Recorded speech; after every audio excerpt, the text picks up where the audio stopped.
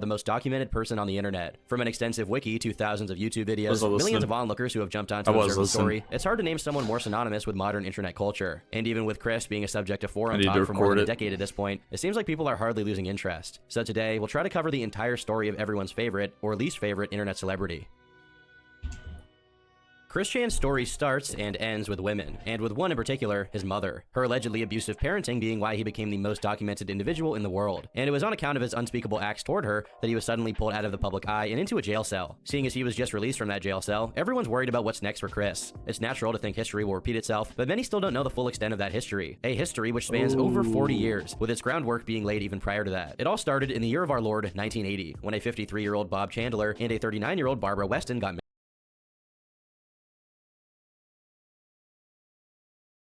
Did he have sex with his mother while she was that age?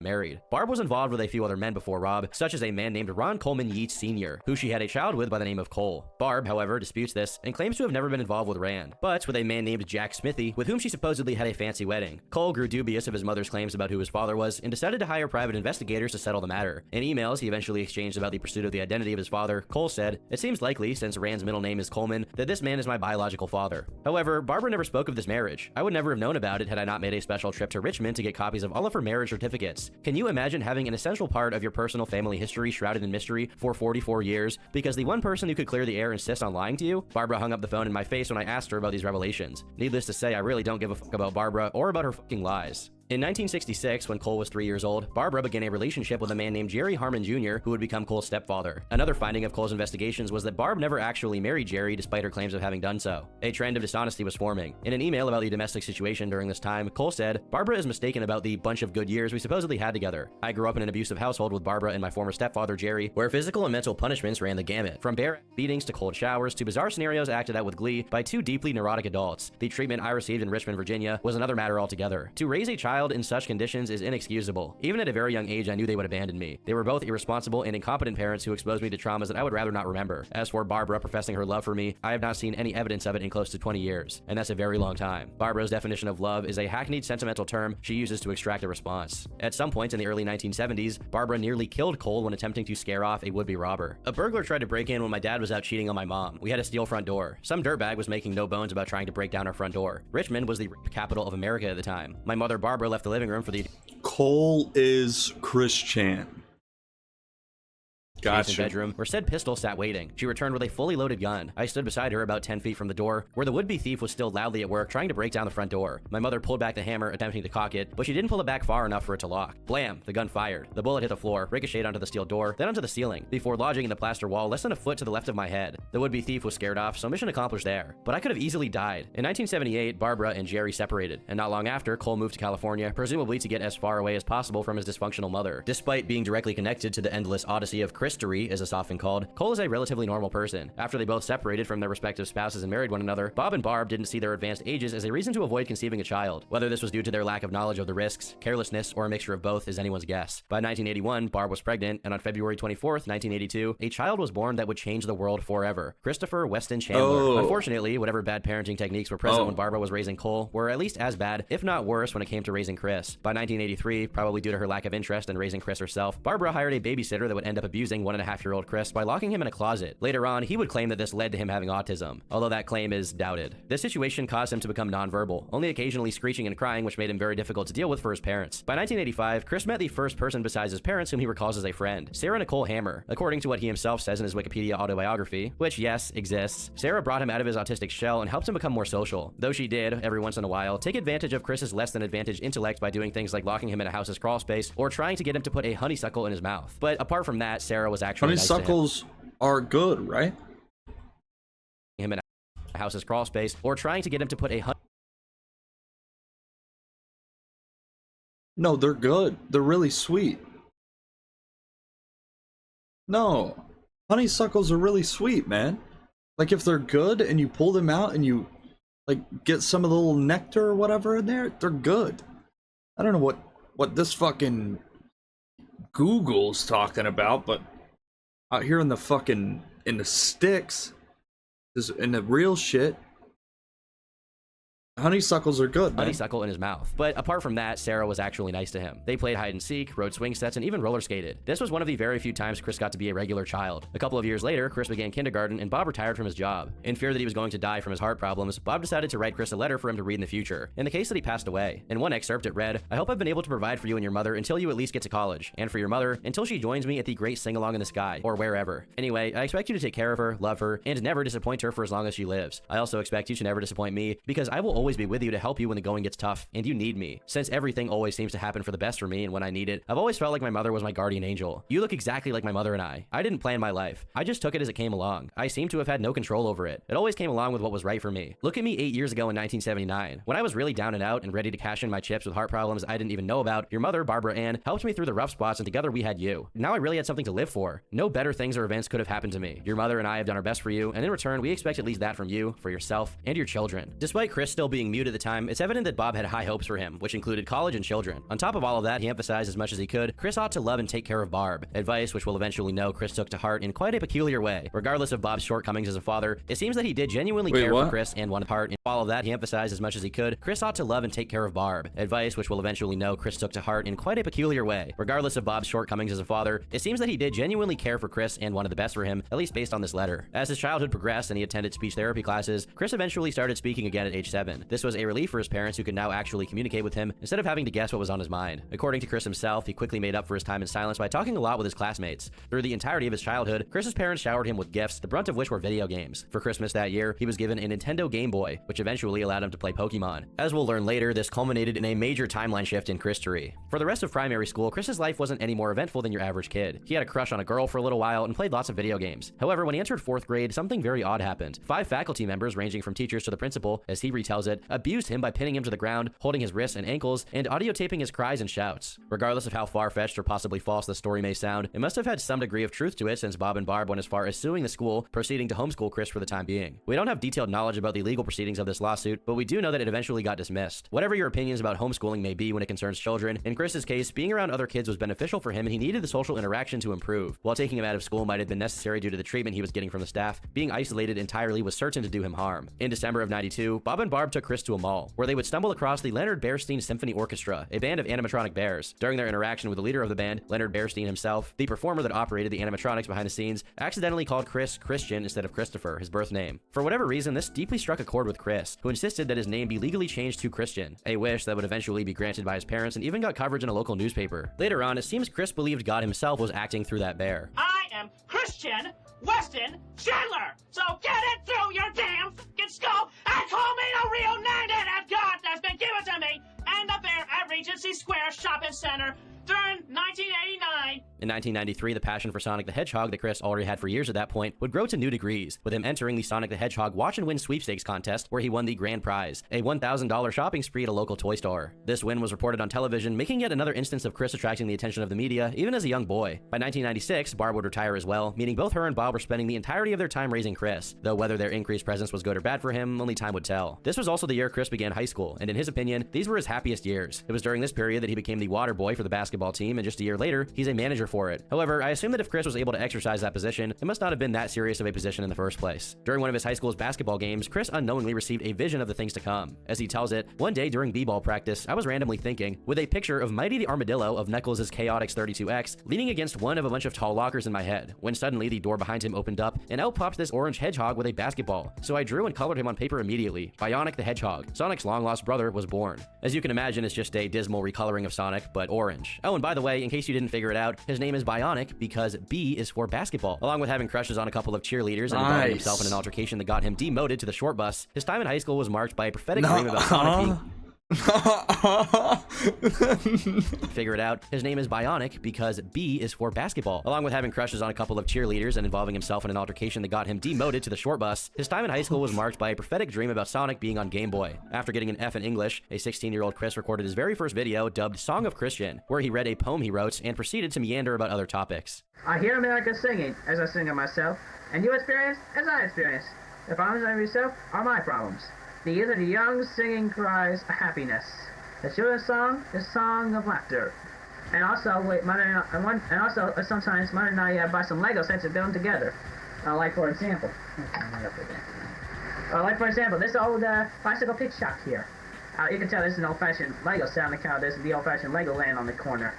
If you're already familiar with Chris Chan in any way, you might be able to notice that he sounds different in this clip, almost like he's a different person. His voice is deeper and his speech is clearer than what he later became known for. To some extent, it's almost as if he was just your regular 90s nerd as opposed to the Lovecraftian entity he eventually came to embody. This is due to the fact that during this time, Chris was regularly interacting with people that weren't his beyond geriatric parents, which resulted in him being a lot more socially capable and normal. But normalcy was on borrowed time in the Chandler household. For starters, Chris discovered how to, as he puts it, mass debate in the ripe old age of 16 years old. After figuring out how to break the parental lock on his TV, he figured it out for himself, whatever that means. In 1998, the Pokemon anime began being broadcasted, and Chris was immediately hooked, becoming a fan of the series. Shortly thereafter, the Pokemon Red and Blue game would hit the shelves in America, and in a way, Christian's fate was sealed at that very moment. During 1999, Chris's obsession with Pokemon would grow more evident, and in April, he created his first website called CWC's PokeSite, which was meant to be a Pokemon content and news aggregator, which, of course, Chris lacks the competence to maintain. It seems the site's code was based mostly on a pre-built template, and, most likely, was made under adult supervision considering one of the entries on the site's guest book seemed to be from one of Chris's teachers. Throughout most of the year, Chris created playing cards for his Pokemon OCs. His ideas weren't always the most creative, such as Drumore and Symbolic, two Pokemon that were basically just sentient drums. One of these Pokemon, Espanolik, a comically stereotypical Hispanic Pokemon, served as the mascot of the Spanish version of the second edition of CWC's PokeSite. The absolutely broken miscarriage of a website that came as a result of Chris trying to make his website from scratch in HTML instead of using a template. In late August, he made Yoshi into a Pokemon, which set a precedent for him taking copyrighted characters from other franchises and making them into Pokemon. In the year 2000, Chris turned 18 and held a birthday party he eventually wrote about, saying, "We hung balloons and streamers, and we laid refreshments out on the table. At the door was 4 of my high school amigas, and one of them brought a friend. We ate pepperoni pizza and drank Pepsi. It was great. As mother lit the candles, I was filling up with ecstasy. After I blew the candles, I was presented with a big jawbreaker from Kelly, an R.L. Stein novel from Sarah, a planner with stickers from Miranda, and a rabbit doll with jelly beans from Tiffany. We watched Good Burger and had fun. After they left, it was done. What did I wish for? I'm not telling." Though they obviously went to his party in the spirit of charitability, the fact that he was likable enough to inspire these girls to humor him is a sign that, despite his problems, Chris was functional, even if in his own way. In the same year, Chris began taking Paxil, a medication to help with his autism, and overall, it seemed like things were headed in the direction of stability. But who could ever predict what was coming next? Chris's interest in Pokemon endured, and he continued to create new Pokemon playing cards while having people from his school sign his site's guest book, complimenting his art. With all of the social rewards he was getting from expressing his creativity through his interests, Chris's ambition and belief in the potential of his creations only grew. Cool car. During a computer graphics class, Chris was assigned to create a CD album cover, but with a caveat that the image could not include any copyrighted character. Because of his dependence on derivative material, he struggled with this limitation. That is, until he came up with a brilliant idea. If he were to make a hybrid of 2 copyrighted characters, the resulting admixture wouldn't be copyrighted, and thus, it had to be acceptable. The CD, dubbed Christian's Favorite Hits, would feature a picture of Chris himself alongside a few OCs of his, but with one unforeseen addition: the one and only Sonichu, a mixture of Sonic the Hedgehog and Pikachu. He commented on this moment, saying, "It dawned on me at that moment after lunch, much like the random creation of Bionic the Hedgehog during basketball practice in my freshman year, Sonichu just bursted right into my imagination. A blur at first, but then it became more clear and came together very well. So as swiftly as the creation of Bionic, I drew Sonichu on paper from imagination. Then I drew him on my currently open Photoshop program. After checking with my teacher and my father, who is big on copyrights and whatnot, Sonichu was legal then, and still is, and only mine. So, soon after, the CD cover was made, printed, and passed with an A+ grade. And just like that, things would never, ever be the same. Soon after Sonichu's conceptualization, Chris would immediately start making homemade Sonichu merchandise as if he was a real character. One of the girls that went to his birthday party, Kelly, received a Sonichu sweater Chris had made. Though it's a virtual certainty she had no idea what kind of psychotic horcrux she was dealing with at the time. Chris's creative streak would continue to manifest through another assignment he had to do, wherein he would have to document a week of his high school life, which he would dub A Week with Christian Chandler. The cover art is a picture of him wearing an Ash Ketchum hat with his dog, Patty. Above it is the title scribbled in Chris's incomprehensible handwriting, while underneath is the most menacing drawing of Sonic the Hedgehog ever made. This pattern of randomly drawing Sonic's head continued through the project. As in the first page of this assignment, we have this rendition of Sonic looking like he's been run over by a Japanese bullet train. As for the actual contents of Chris's paper, it details a pretty uneventful week, with Chris helping his parents move, sleeping during class, playing Pokemon, and reading R.L. Stein books. While most aspects of his life kept their monotonous rhythm, Sonichu festered in the deepest crevices of Christian's mind, taking on a myriad of different forms such as Dark Sonichu, Surfing Sonichu, and Snowboarding Sonichu. A man for all seasons. By June, Chris graduated from high school, though it was not a good experience for him. In his Wikipedia autobiography, he said, "Graduation for me was a sad one then. I only got recognized for my grades with a star pin, yet they had more fancier awards for more important qualities. I should have been highly recognized for my artistic talents I showed in many art classes for the award ceremonies before graduation day. I felt crestfallen greatly from not getting recognized for any of my talents. I excelled in math too, for the love of God. I had gotten over the award ceremony on the graduation day, but to add lemon juice to an open wound, it was dark and rainy that day, and they handed out more talented awards right before handing out any diplomas. When I went up there to get mine, I was feeling depressed, upset, crestfallen, and ticked off. When the award was handed to me, I took it without looking anyone in the eye, and I did not shake anyone's hand. I just walked back to my seat in the graduating crowd. Then, soon after, I just walked the wrong way up the center aisle, found an isolated isolated table and cried myself out. My mother found me later and comforted me. My father was so ashamed of the way I acted, and he would later still be angry at recalling the moment. Tiffany also found me and gave me a caring amount of condolences back there. I gave her a plush Psyduck as a graduating gift beforehand. But I left out 2 other reasons why I felt crestfallen at graduation. I never got the chance to ask Kelly out on a date, and more importantly, that I was leaving all my close gal friends behind. Soon after finishing high school, Chris would enroll in a community college, though at this point his priority was clearly Sonichu. In CWC's Poke site, he announced that a dedicated Sonichu page was in the works, and a logo for it was released. His indelible originality follows Sonichu and Rosechu with Chikachu and Meichu, the female versions of Pikachu and Raichu respectively, though what function these pieces of OC serve is completely unknown. In October, the Sonichu site goes live and it looks about how you'd expect. Zero improvement whatsoever in website creation since CWC's Poke site too. As a matter of fact, the Sonichu website is mostly a carbon copy of the Poke site, mostly containing recycled material from it. At around the same time, Chris decides to further his commitment to the Sonichu IP and makes a Crayola medallion of Sonichu's head with his mouth covered with red sauce, like he just feasted on an order of glizzies. At the tail end of that year, he creates Sonichu's female counterpart, Rosechu, which is basically just Amy Rose from Sonic the Hedgehog with little if any changes to her appearance. All of this marks the beginning of Chris's rapidly deteriorating mental health, as his obsession kept growing into unhealthy and straight up odd directions, and he started putting on significant amounts of weight. Though the first half of 2001 was mostly uneventful, Chris began working at a Wendy's in August, his job description being cleaning trays, tables, and carpet/tile flooring, keeping the place neat, and serving the customers with kind, understanding help. Just a couple of months after he was hired, however, he was let go. Chris claims this was due to emotional differences and that the manager had a spike on his shoulder against him. Over time, more concrete reasons for his dismissal began surfacing, such as drawing a coworker of his as an ugly Pokemon, or making a child cry by doing a terrifying impression of Donald Duck. Regardless, he made a total of $500 off the job before being fired. 2002 was a pretty uneventful year for Chris Chan's standards, with nothing much happening besides him turning 20 and developing a nigh unexplainable seething hatred for Harry Potter, apparently because it became more popular than Pokemon around that time. In a card he made of himself called Dark Christian, where his Pokemon type is autistic, his ability is knocking out whoever says that they love Harry Potter more than they love Pokemon. The bottom of the card reads, Christian says, kill Harry Potter, revive Pokemon. Early on in the year, his 21st birthday is ruined by his teacher, as he details. My 21st should have been as nice as my 18th or sweet 16, right? Wrong! I was attending an English class at PBCC with this old male teacher. I don't even remember the son of a bitch's name. Anyway, on February 24th, 2003, the day of my 21st birthday, he had the nerve to kick me out of his class just because of my doggone autism. If I could do it over, I'd give him a swift kick, but then I might have gotten kicked out of PBCC, and violence is rarely the answer anyway. Still though, he wrecked my turning 21. Angry face. The actual reason for him being kicked out of class is mostly unknown, with Chris sporadically saying the teacher randomly ejected him from the class because he was autistic. A more believable iteration of this story happens in one of Chris's retellings of it, where he mentions that the topic of homosexuality came up in a group discussion during class, and Chris, being the fancy gentleman we know him to be, said something offensive. Though we don't know what exactly it was, Chris expounded on it, saying, essentially, when it came to critiquing the papers of the other students, when they started talking about drug use and homosexual content, I wrote with exclamations you'd likely hear from a black person in church. He also emphasizes that the teacher being a man had something to do with it, and how whatever problems he was having in English class went away once he retook the class with a female teacher. Chris also says without explanation that after that day, he realized he needed a female sweetheart. This was the beginning of what would be known as Chris's... I don't know what that means. What?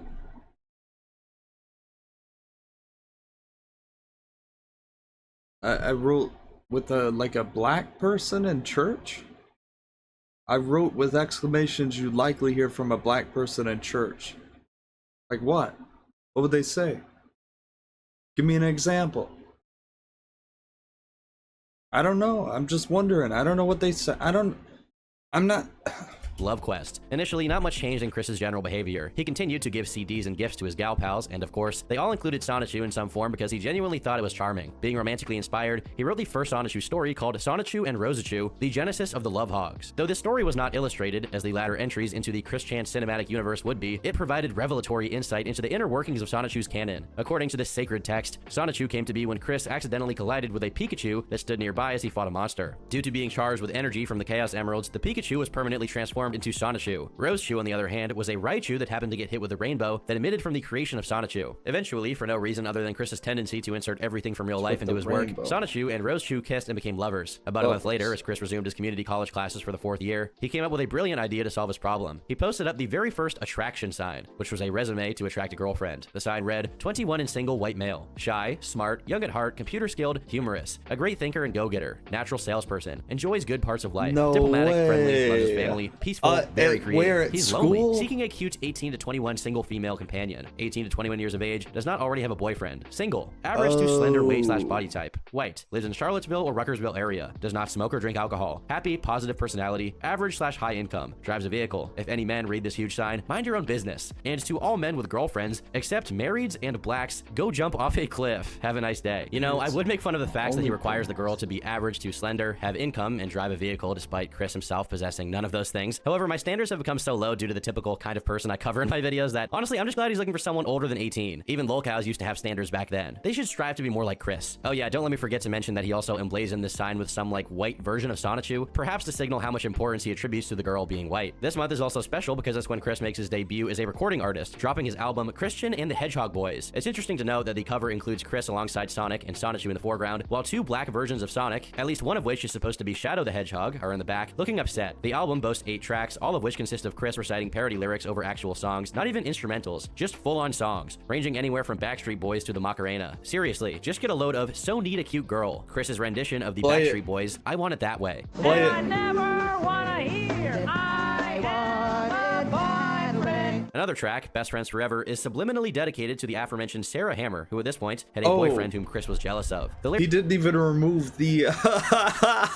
lyrics are quite interesting. You hang out with your new friends you made and your boyfriend who acts as a black Sonichu. It is your choice to go with them instead of me. Soon you'll realize you're not complete because I'm not there. If it wasn't clear yet, Sonichu, along with pretty much every other character he made up, were either self-inserts or blatant wish fulfillment fantasies for Chris. Because of his utter inability to deal with the problems he was facing in his life, he articulated them through his OC. After a few months of his sign being posted up, without any takers as you'd expect, it was taken down by the dean of the college, Mary Lee Walsh. Chris had a few words to say about her. That evil witch, Mary Lee Walsh, mocked me and even crumbled my efforts and threw them into my face. It was serious, heart-shattering insults like that which literally shattered my heart to almost nothing and murdered my soul. Like, as if I didn't already understand that love can't be hurried, but they all left a huge impression among the general population that having a sweetheart was illegal in Virginia. Thus, Virginia is for virgins, not lovers. Despite Mary's best efforts, every time she took one of Chris's signs down, he just made more and more of them and posted them up around campus, even creating MySpace and Facebook pages to advertise his pursuit of a boyfriend-free girl. As 2004 began, Chris began mulling over the idea of merging his writings with his drawings and making comic strips for his Sonichu stories. He also tries to negotiate with Mary Lee over emails, saying, Mary, I've slept on it and I've realized that note hanging is not the way to get attention, and I don't really want to meet with either you nor Susan, no offense. I'll tell you what, let's forget the meeting, and if you will allow my newsletter to stay in distribution, I will do all of the following. I will never hang notes on the wall again, I'll consider stopping my silent treatment on Susan, I'll consider knocking you and Susan up my scale of respect each by 2 points.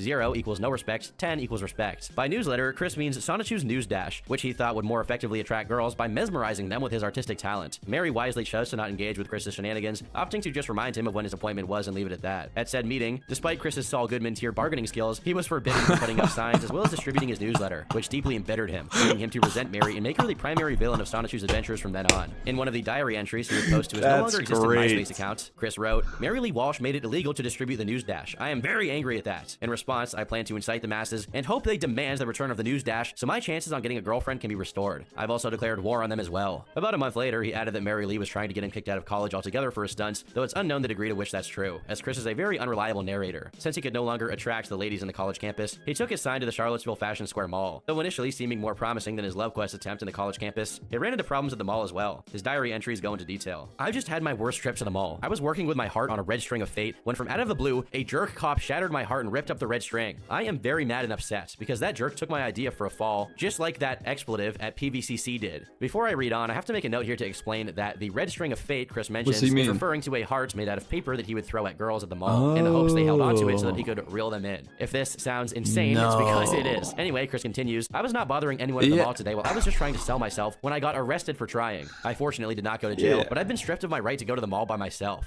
I would be required to bring my mom or dad with me. My independence and my soul were practically murdered. This encounter inspired him to create one of his most famous terms, jerk-ops, a portmanteau of jerk and cops. From then on, whenever something bad happened to him, Chris would find a way to blame it on the jerk-cops. He even made a Pokemon card for them, with the description reading, this copper fiend wants to shatter the virgin's heart by destroying his tools for attracting a boyfriend-free woman. Within a week of his arrest, and possibly because of it, Chris gets suspended from his college, saying, I got suspended from PVCC by the board, and I have that meddling expletive to thank for this as well. I am super angry. My dad is bloodthirsty for revenge as well. He's going to write to U.S. President George W. Bush Jr. and Laura Bush to help me get allowed back to PVCC. We all curse death death upon Mary Lee Walsh. After this, both his diary entries and his attempts at the love quest died down for the time being, most likely due to his parents telling him to cut back on it to avoid getting in even more trouble. In the meantime, Chris was mandated to consult a psychiatrist for an evaluation as a result of his community college's board. It has a few noteworthy excerpts, such as, according to his parents, there have been a number of incidents which led to his suspension. They feel strongly that the suspension was unwarranted and did not take into account the patient's developmental limitations. One such occurrence was during an interaction with African-American classmates. These young women were questioning the patient regarding his search for a girlfriend, at which point he told them they could not be his girlfriend because they were not white. This was perceived as racially insensitive, although from the patient's perspective, he was merely pointing out that they did not meet his standard criteria for a female companion. To the surprise of many, the psychiatrist considered Chris to be dealing with his autism in a relatively healthy way, despite the occasional mischief he got up to. One interesting point that has been brought up as a consequence of this document is the fact that both the love quest and Sonichu, Chris's two most destructive obsessions by far, only began manifesting after Chris began taking Paxil in 2000. Though I'm no specialist on the matter, some have said that Chris should not have been put on an antidepressant, let alone Paxil, which is the most potent SSRI available. Considering how mild his symptoms were up until that point, it would make a lot more sense for him to just have regular appointments with a psychologist instead of being medicated with no follow-up whatsoever. The psychiatrist that did this particular evaluation, however, was not of this opinion, and instead recommended that his dose of Paxil be increased from 20 milligrams to 30 milligrams daily. I bet that after this, Chris improved by leaps and bounds. Regardless, the rest of 2004 was quiet, with the exception of a video Chris recorded in his bedroom singing a few of his songs, wherein he was wearing the outfit he would become almost exclusively associated with. Along with it, he is donning his esteemed Sonichu medallion, completing the Chris Chan uniform to a T. Unfortunately, despite asking Santa Claus for a girlfriend, Chris spends yet another Christmas as a virgin full of rage. 2005 rolls around, and a few posts begin popping up on Chris's website, claiming to be hot chicks who have seen him at the mall, but didn't come up to him for one reason or another. Though few and far between at this point, these were Chris's first proper trolls, first of exceedingly many. However, one of the people that commented this wasn't joking. An actual girl witnessed what Chris was up to at the mall she worked at and decided to seek his website out. This was quite the event, since up until this moment, Chris never got the time of day from anyone, let alone a girl. Her name was Anna, and in a blog post titled The Tale of the Crazy Pacer, she writes extensively about her encounter with Chris, saying, "Once upon a time there was a guy who paced in front of Abercrombie and Fitch. He'd come and do it for hours on end, just walking back and forth. He was an okay looking guy, not evil looking like creepy molester dude, so he would pace for his allotted time, then leave. Sometimes as he paced, he would sing or shout. Nobody really could ever tell what he was saying. Oh yeah, and he always wore the same shirt, a nice little long sleeved red and blue number that had a gold crest on the left side and a white collar and cuffs. Someone, I can't remember who, suggested that the next time he looked in, we wave at him. Whoever suggested it should die, unless it was me, in which case I feel I've received enough punishment. Of course, he looked in and we all waved at him. He looked kind of bewildered and sort of scared at first, but quickly caught on and waved back. So we went about our business doing floor set and junks, and a little while later he came in. I was kind of apprehensive about this. I mean, I've been doing floor set all day and I didn't really feel up to dealing with another crazy, but he came right up to the counter I was standing behind, and he looked right at me, all fidgety and twitchy, and this conversation ensued. Chris, you look to be about 19 years old, right? I busted out laughing because he guessed it right. That's exactly right. See, I know these things. I can just tell how old someone is, he said, kind of proud and still timid at the same time. My name is Christian, but you can call me Chris. I'm Christian W. Chandler. Oh, hi Chris. So, do angels have names? I found out later that he meant to say do angels like you have names. Poor guy was so nervous he didn't get it right. Probably, but I don't know. Well, what's your name? Sorry, I don't go for pickup lines, I replied, kind of laughing. No, he kind of got it. No, he kind of got it. Do angels have names? He's calling you an angel.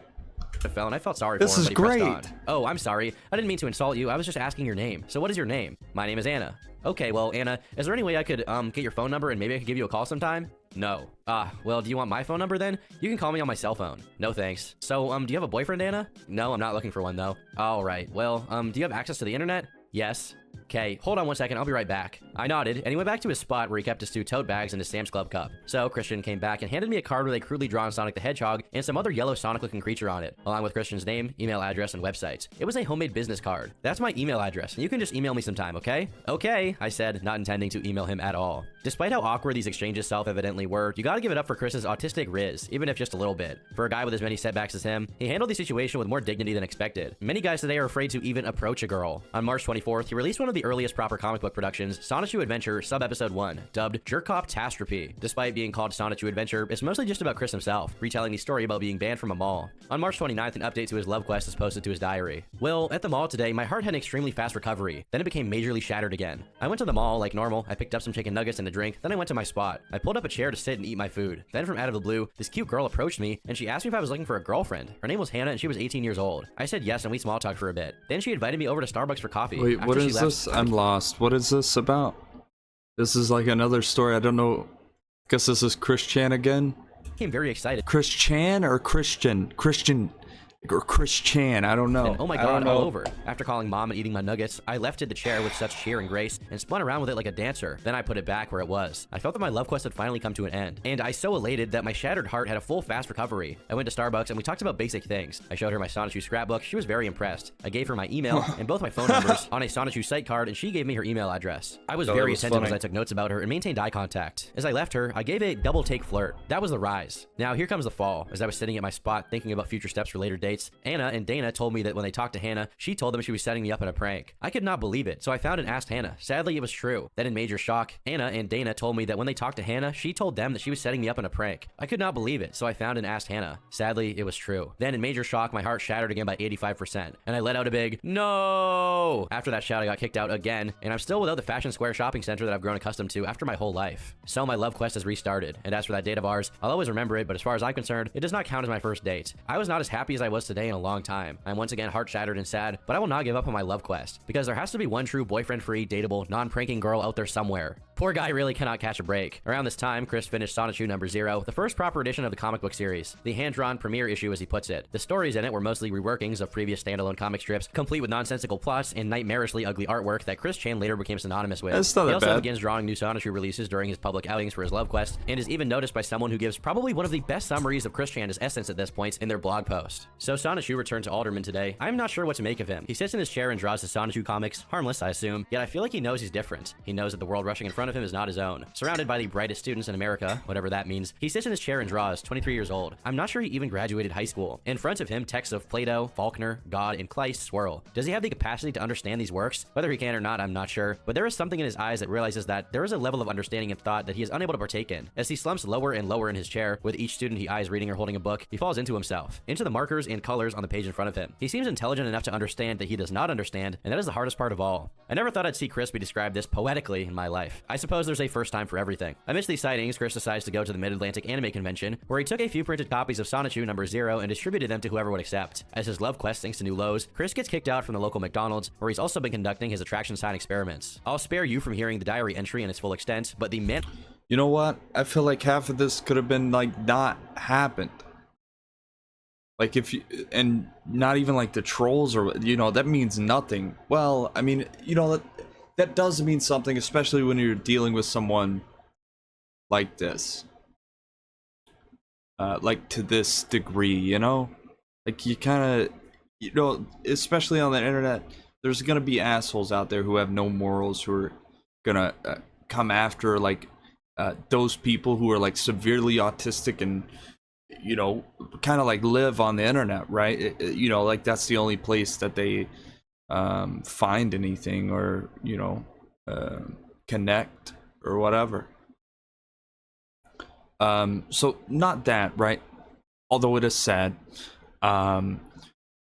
More back when he was like held down by the teacher or whatever may have happened, and that lawsuit got dismissed. Maybe that was a part of it. Maybe that was when he got put on medication and stuff like that. Maybe that was a part of it, right?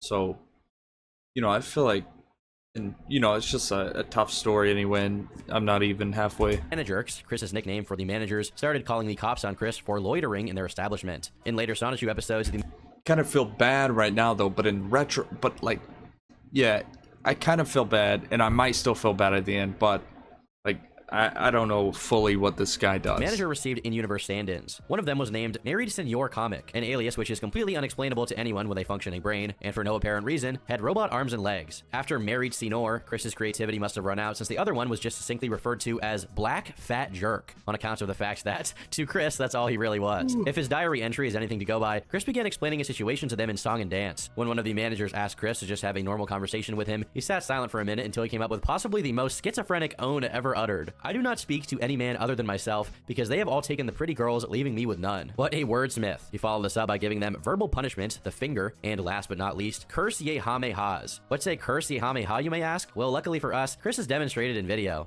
Curse ye ha!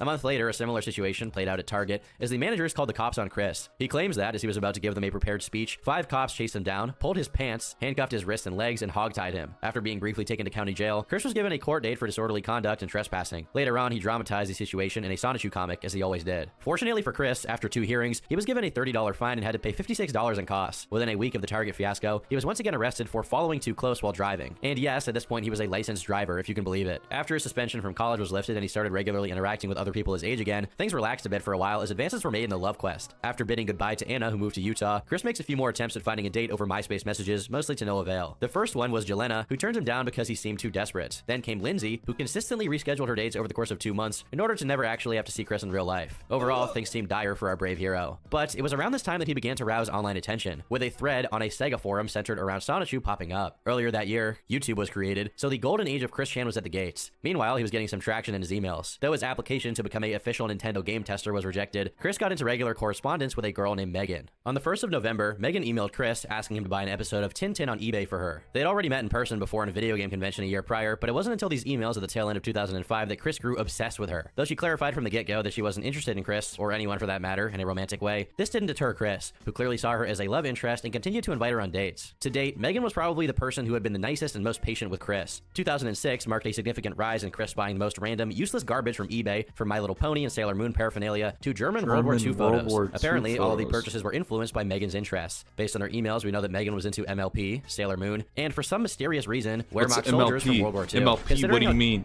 Why is it abbreviated like that? What does it mean? Is this something bad? Desperate Chris was to get a girlfriend. It's surprising he didn't start LARPing as a Nazi to impress her. Eventually, he got her a Nintendo DS, which she turned down due to the fact that she already had one she bought herself. While Chris was busy spinning his wheels into the mud during his love quest by chasing after an uninterested Megan, he managed to graduate from community college, getting a degree in computer-aided drafting and design. Over time, Chris began wearing her down, continually being pushy about wanting to date her despite her repeatedly saying she wasn't interested. Most likely because of this, Megan severely limited the amount of times they met up in real life to once a week, and even then, Chris would take that as an opportunity to be as handsy as possible, which he obviously wasn't okay with. After months of this dynamic going back and forth, Chris overstepped a few boundaries when he started complaining about Megan being friendly with other guys. This was grating for her since not only were they not dating, but she was also not interested in the guys Chris was paranoid about. This caused her to email him in a slightly stricter tone, saying, "I don't want to have to tell you again or I might get really angry, because you know unwanted remarks or advances to a girl is sexual harassment, and I don't take that lightly, okay? So can you understand now? Anyway, sometimes I get the feeling that you copy me to get me to like you. Like Sailor Moon, for example. The only Sailor Moon thing you had was that adult video, and since I told you how much I love it, then you start getting into it. Kind of like My Little Pony. That kind of thing really annoys me. Oh, you make it sound like I My have to get your Little approval to Pony. be that kind of friendly to someone. And I felt rather disappointed about those remarks. And you already know I don't love you, so why do you make yourself unhappy by holding grudges and trying so hard to win me over? So please, if you really How want to make old me are happy, they? please let me make my own decisions and figure out my own life, okay? Besides, even if I had a boyfriend, what makes you think I'll stop being friends with you? I'm not that kind of person who'd say, well, I have a boyfriend now, so see ya. No, I'm not that kind of bitchy girl. You know I haven't talked to this person in a year. I'm not really wanting to get together with him either. Boyfriends aren't for me. Don't want them, don't need them. However, I can't say I like how much you call him a lucky jerk. Why is he a jerk? Why do you call all guys that? Because they take all the pretty girls, leaving you none to choose from? Hate to be blunt, but that's a pathetic way to think. You don't go to a mall and buy a girlfriend. The thing is, guys didn't take all the girls. The girls just didn't choose you. Quit blaming other men. Personally, I think you shouldn't be so picky about what they look like. All you say is you want a pretty girl. Well, it's the inside that counts. After all, a pretty girl can have the personality of Satan. Meanwhile, an ugly girl may have a heart of gold, but you wouldn't even give a second look, would you? I often wonder, if I was an ugly girl, you wouldn't even come near me, would you? Little did poor Megan know that the powers of the Chaos Emeralds render Chris impervious to reality. Wait a minute. At the end there, it kind of seems like she's into him. Okay, so maybe, you know what? Maybe she's playing hard to get, but I don't know. I don't know. Checks of any She's- nature. While this I drama don't know. ensued, Chris never stopped cranking out new issues of Sonichu I while don't know. containing the same themes recycled over and over again, such as Sonichu's enemies always being conspicuously black, the text bubbles being randomly placed on the page with no discernible reading order, Chris vicariously defeating his real-life opponents such as Mary Lee Walsh and the guy who Sarah Hammer dated instead of him, so on and so forth. What was noticeable in the later episodes was that, progressively, Sonichu became a secondary character in his own comic, with the protagonist becoming Chris himself. Sonichu's function was primarily to serve and protect Chris, and every once in a while symbolically represent who he wanted to be. Additionally, other than real-life people, Chris also added a character called Crystal Weston Chandler, a female version of himself that seems to simultaneously fulfill the ideal role of the mom, the ideal daughter, the ideal sister, and the ideal girlfriend. The fact that this guy wasn't regularly seeing a therapist is a travesty, to be honest. As Megan put a healthy amount of distance between herself and Chris, his eBay purchases started drifting towards the salacious. Items include Bootylicious Love Doll, Pearl Beaded Prolong Ring, Nina Hartley's Guide to Sex Toys, and my personal favorite, Space Nuts. After years of frustration, Chris began taking matters into his own hands hands, and following this general theme, he also decided to give up on Santa, since for the past 3 years, he was asking for a girlfriend which Santa never delivered. 2007 begins, and Chris begins working on a new project called Yep, I'm on TV, which consists of videos he had recorded on VHS tapes burned onto a DVD. Of course, he had no idea how valuable an archive of his activities would eventually become, and most likely he just did this out of his narcissistic self-obsession. But wait a minute.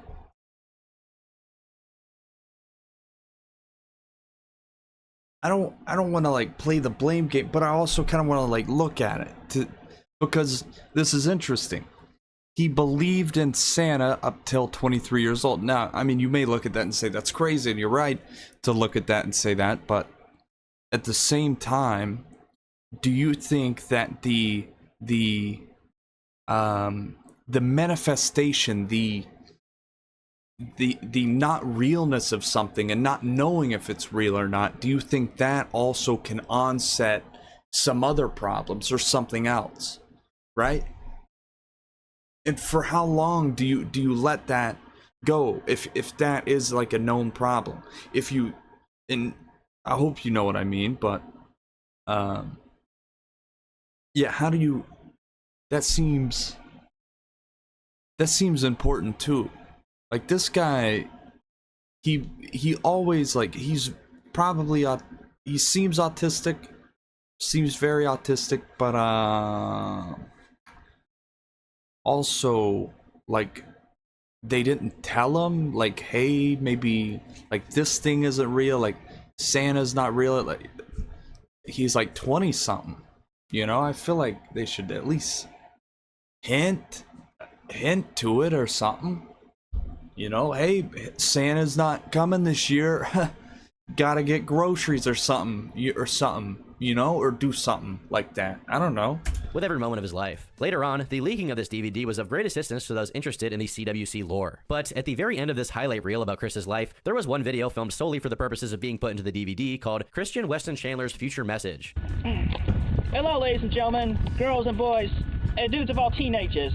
In this 9-minute-long prophetic manifesto, Chris summarizes the lessons he learned up until this point. He did this because, ideally, he wanted this video to be played in schools. In it, he goes on about why going to school isn't torture, why drinking and smoking are bad, the extreme importance of staying straight, and last but not least, that girls should consider dating uglier guys because they will have a better personality. Manifesto, Chris summarizes the lessons he learned up until this point. He did this because, ideally, he wanted this video to be played in schools. In it, he goes on about why going to school isn't torture, why drinking and smoking are bad, the extreme importance of staying straight, and last but not least, that girls should consider dating uglier guys because they will have a better personality and a brighter future. It's around this time that Chris reconnects with Cole, his previously mentioned half-brother, to offer him a copy of his autobiographical DVD. For the first half of the year, it's business as usual for Chris, who continues to exchange emails with Megan, where she continually complains about him touching her when she doesn't want him to. By June, she leaves for Kentucky, and Chris misses her dearly since she was pretty much the only female he could get close to that wasn't his mom. This wasn't the only thing causing him to be upset though, as by the end of June, Chris's dog Patty, that he had had since 1988, had to be put down. He even wrote his dog a eulogy, saying, "When Patty was brought to the vet on that faithful day, I was distraught with fright and concern for her health. I stayed with her during her final moments with my hand on her head and a tear in my eye. When my mother was brought the paper that gave the doctor permission to send her on her way, I didn't want her to be the one to sign it. I raised Patty since she was a 6-week-old pup, and I wanted to take the strain for signing the one-way ticket. It was hard for me, but it was for the best. So I signed that paper with a crying sonnet face saying, 'We love you, Patty.' After that, I gave her my final pets, hug, hand to paw hold, eye contact, ear rub, cheek to fur rub, and I sadly waved her for the final time, and I said, 'Goodbye, Patty. I love you.' As I stood outside, I heard Patty's last bark saying, 'I will always love you, Chris. Thank you.' Regardless of how thorny and problematic of an individual Chris Chan is, losing a pet you've had for that long is tough, especially considering how few and far between were his sources of affection. Patty must have meant a lot for him, and it's hard not to feel for the guy. But let's not dwell on this for too long, because Chris did not either. Like,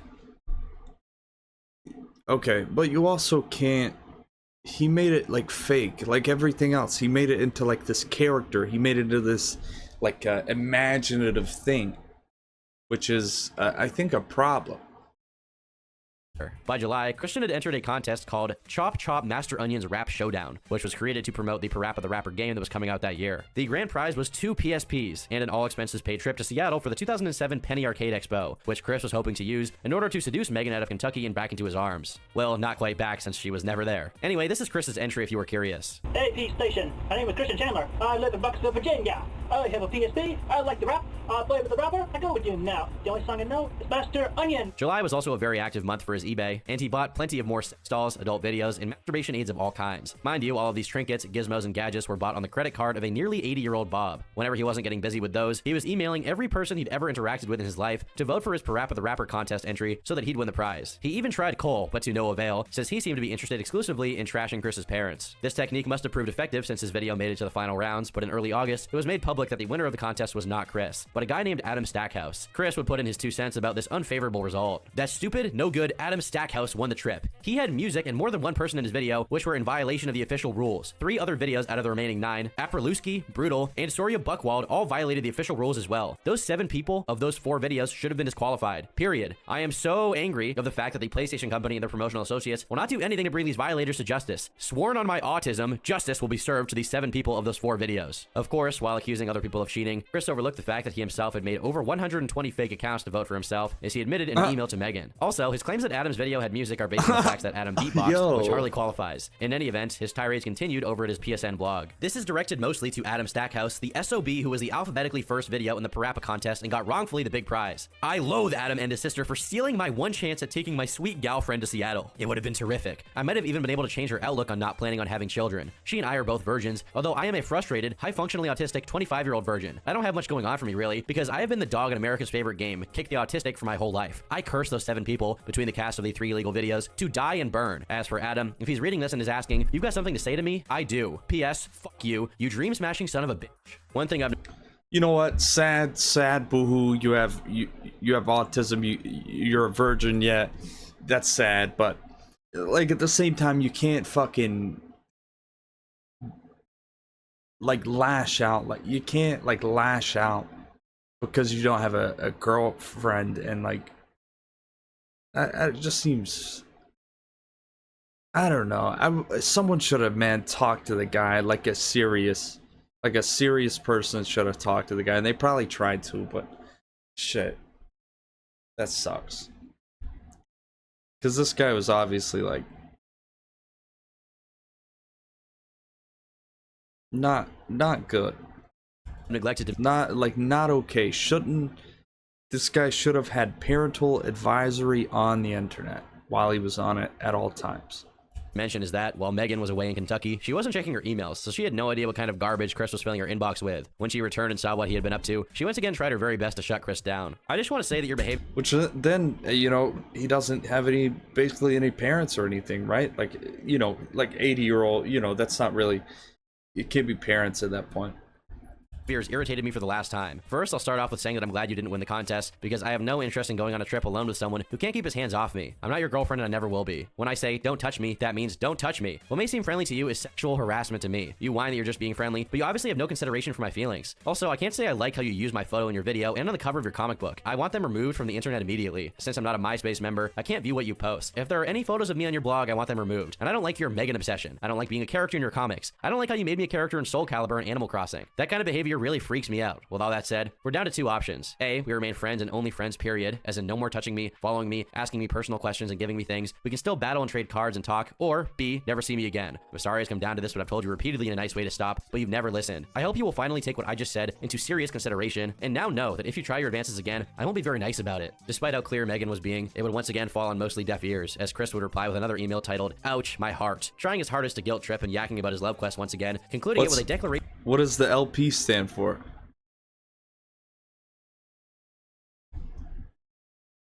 Love potion? What is this, a love potion or something?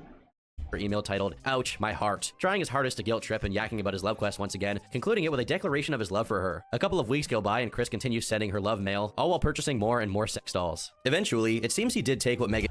Wait. Would send her the what?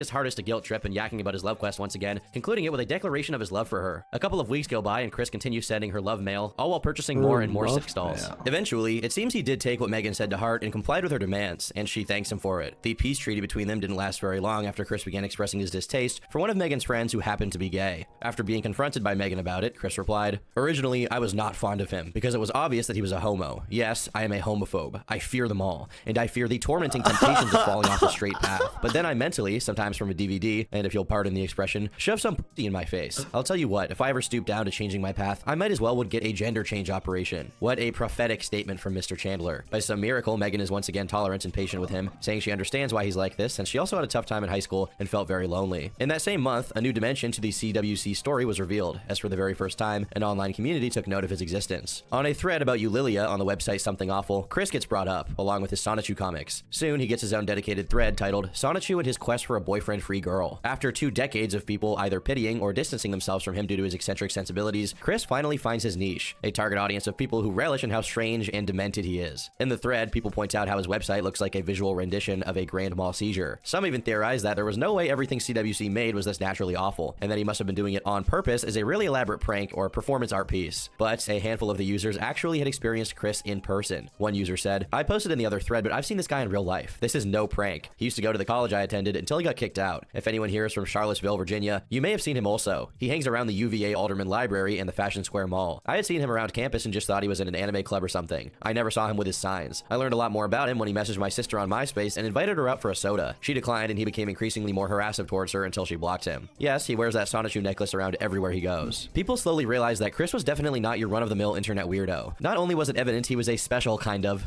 well, special, but no one up until that point had probed the depths of the Quickiverse. Despite how small of a community there was around Chris and Sonichu at the time, it was like stumbling into King Tut's tomb and finding mountains of archaeological artifacts that had been hidden away from the world for centuries. The same user from the previous post found and shared an updated and enhanced version of the attraction sign on Chris's website. This edition included a list of Chris's turnoffs, which are the following: smokers, real drunk alcoholics, gone to Moe's often, current/previous mothers. I support them fully, but I would not feel comfortable walking into a previously made family. I would feel more comfortable starting fresh and having my own children. Real ugly women, currently over 230 pounds, the low functionally mentally handicapped, the seriously physically deformed, autistic, high functional or otherwise, although I myself am high functionally autistic, but that's besides the point, medium or dark chocolate, police women. What stands out, firstly, is the amount of hypocrisy in this list. Not only does he exclude the ugly, fat, and autistic, all of them being categories many would group him in with, but he says police women are a turnoff when, at this point, he had bought a total of 3 cop-themed blow-up dolls. He also mentions that mothers are a turnoff, but I don't want to get ahead of myself, so I'll save that wretched can of worms for later. He's had enough of the police blow-up dolls. I'm telling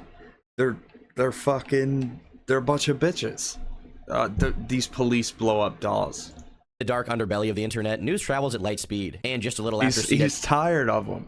WC's debut as a lolcow in the Something Awful forums, discussions about him sprung up in the cartoon and video game boards on 4chan. Unfortunately, because these were from so long ago that 4chan didn't have the reputation it currently has, and consequently, almost nobody archived what went on, we don't have all of this chatter saved. Regardless, we can imagine the kind of discussions that were going on. A few days after the word of Chris Chan had been spread around, someone named Evan from the cartoons board emailed Chris saying, "This is some fan art of Sonichu my friends and I have drawn. I hope you enjoy it." One of the attached images seemed to be a gif that depicted Chris in a staring match with a Sonic-like figure, and that was the only attachment that wasn't a veiled troll. The first one was a drawing of Chris and his love quest with a sign that said, "No darkies," while the other 2 were NSFW renditions of Chris and Sonichu doing unspeakable acts. Because of his infinite naivete, Chris replied, saying, "Thank you for your fan art contributions. In constructive criticism, I like the one with me in the girlfriend auditions, as well as my glaring in the eyes of the blue guy. But I am feeling great to test towards the other 2. Sonichu and I are not of that nature at all. If you would like to make it up to me, though, please draw a strip of Rosachu stripping for Sonichu, and to have him fuck her, and draw Rosachu masturbating and squirting." Emphasis added. "I am straight, damn it. I will not be veered in any other disgustingly grotesque direction." Again, most nasty fan arts are not appreciated at all. Please feel free to share that quote with the rest of the fans. Sincerely, Christian Weston Chandler. Attached was an image of Chris and Sonichu staring menacingly, subtitled, Dude, this guy's gotta get off the internet. He's really worried about it will not be veered. I am straight, damn it. I will not be veered in any other disgustingly grotesque direction. Like, what does he think? Like who's veering him into that direction?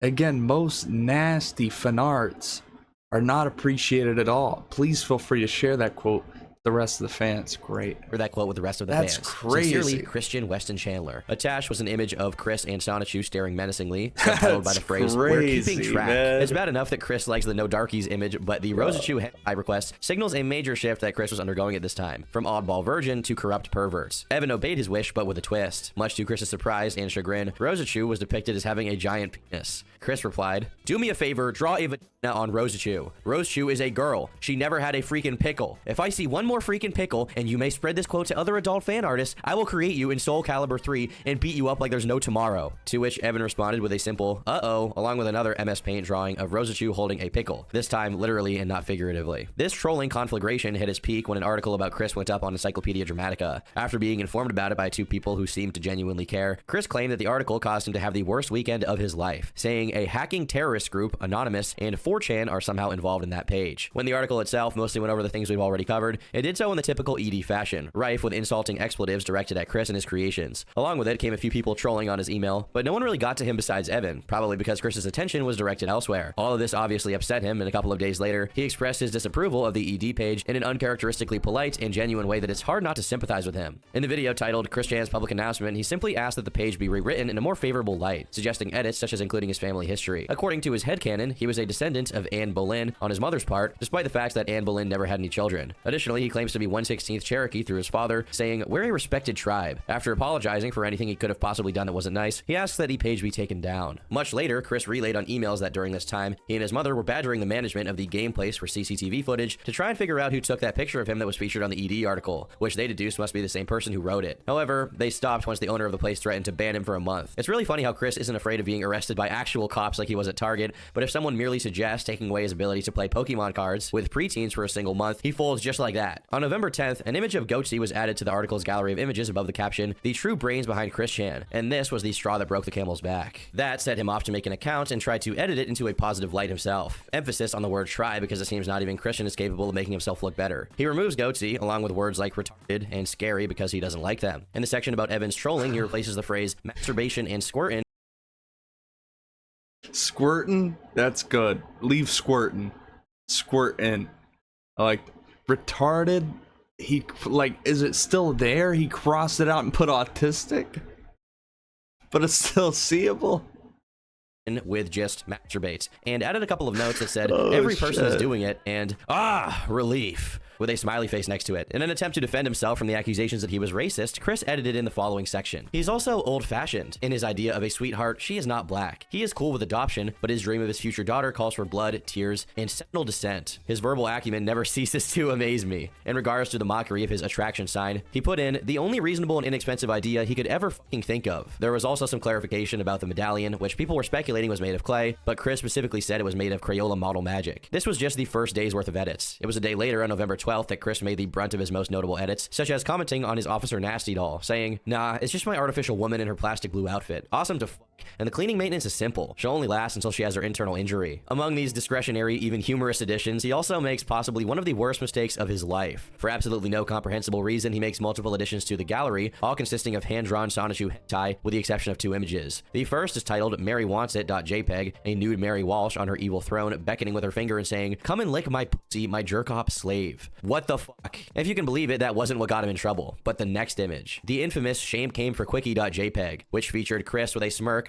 fingering a naked female with one hand and doing a thumbs up in the other, captioned with, "Your sister has come for me." Though obviously I can't show the whole image, people have done some anatomical analysis on it in order to understand the inner workings of Chris Chan's creative mind. People began wondering what Chris meant with the caption, because usually when doing trash talk, the target tends to be people's mom, not their sister. Discussions ensued as to what this actually meant to Chris, with some even thinking that the girl in the drawing was Crystal, his imaginary sister/daughter/girlfriend. Little did they know that Chris, at least at the time he wrote the caption, believed John, Megan's brother, was the mastermind behind the trolling, and the caption was meant for him. The girl in the drawing was Megan, but no one knew this other than Chris. The rest of that year's edits of the ED page been thinking that the girl in the drawing was Crystal, his imaginary sister/daughter/girlfriend. Little did they know that Chris, at least at the time he wrote the caption, believed John, Megan's brother, was the mastermind behind the trolling, and the caption was meant for him. The girl in the drawing was Megan, but no one knew this other than Chris. The rest of that year's edits of the ED page were uneventful back and forth between Chris and the site's moderation. Over in Chris's emails on December 30th, he wrote and sent a poem that's quite the mouthful to say the least. "For my true love, I'd treat her tenderly, sweetly, gently, like a summer breeze. I'd caress her skin gently with my strong fingers. I'd take her to eat and provide for her to my sustainability. I'd start small at McDonald's, then let it get better in due time. When the mood is right, I'd whisk her in my arms and lift her up in sweet gentleness. If she is willing to allow the pleasure, I'd lay her down, caress her gently, tickle her fancy, have her tickle my fancy, and give it to her with the learned, lonely experience I've endured. I have no idea how Chris's post-McDonald's erotica is more articulate than the writing of Sonichu. It's insane to think he thought this would be romantic for a woman to read. By the way, he didn't send this directly to Megan, but to a mutual acquaintance of theirs, who presumably read it before passing it on to Megan. It's unknown if it actually got to her, as there's no email of hers acknowledging any of the stuff said in the poem. For the first 2 months of 2008, there was a great quiet before the storm. That is, besides Chris getting some anal beads that came with another one of his purchases, and Megan briefly living under the same roof as him due to her having issues with her family. Given his reputation for touchiness, I'm sure she tried to keep her time there as short as possible. Their uneasy, but not quite all negative relationship survived until early March, when Megan emailed Chris thanking him for a trade and consoling him over being banned from his local church, which later we find out happened because the pastor found out about his ED page. The tune suddenly changes to a very different one come the 12th, when Chris emails her profusely apologizing, saying he was caught up in the rage when he did that, followed by a string of, "Megan, I'm sorry for hurting you." It's worth noting he doesn't specify what he's apologizing for exactly. This may seem like a random thing, but it's actually because, in their communications outside of emails, Chris was trying to pretend that the girl in the drawing wasn't Megan, but Crystal, as the trolls had supposed. At the time of sending this email, he hadn't quite let go of that lie, hence the vague language he uses. He also promises to take the ED page down, or his name isn't Christian Weston Chandler, which is interesting considering it used to be Christopher and eventually would become Christine, but that's for later. The next day, he emails her again with some quote-unquote detective work on this 4chan fella that's been ruining his life. In this one, he does specify that he was the one that made the drawing, giving up trying to dodge that particular bullet. On the same day, Megan replied saying, "I just don't know what to say now. I'm very much scared by that image and it will never leave me. And I can't decide what's worse, the image in general, or the fact you intentionally drew it and gave it to the webmaster for that site that you hate so much. Not only have you poured gas on the fire by doing that, adding obscenity to the already horrific site, but you've also embarrassed and humiliated me and degraded and demeaned me, whether you realize it or not. I mean, I'm not that kind of girl, and you know what? So why? And you also lied to me about it. So I'm unsure what to do about this. I can't say I really think of you the same way anymore. I'm sorry to say." Is this Megan?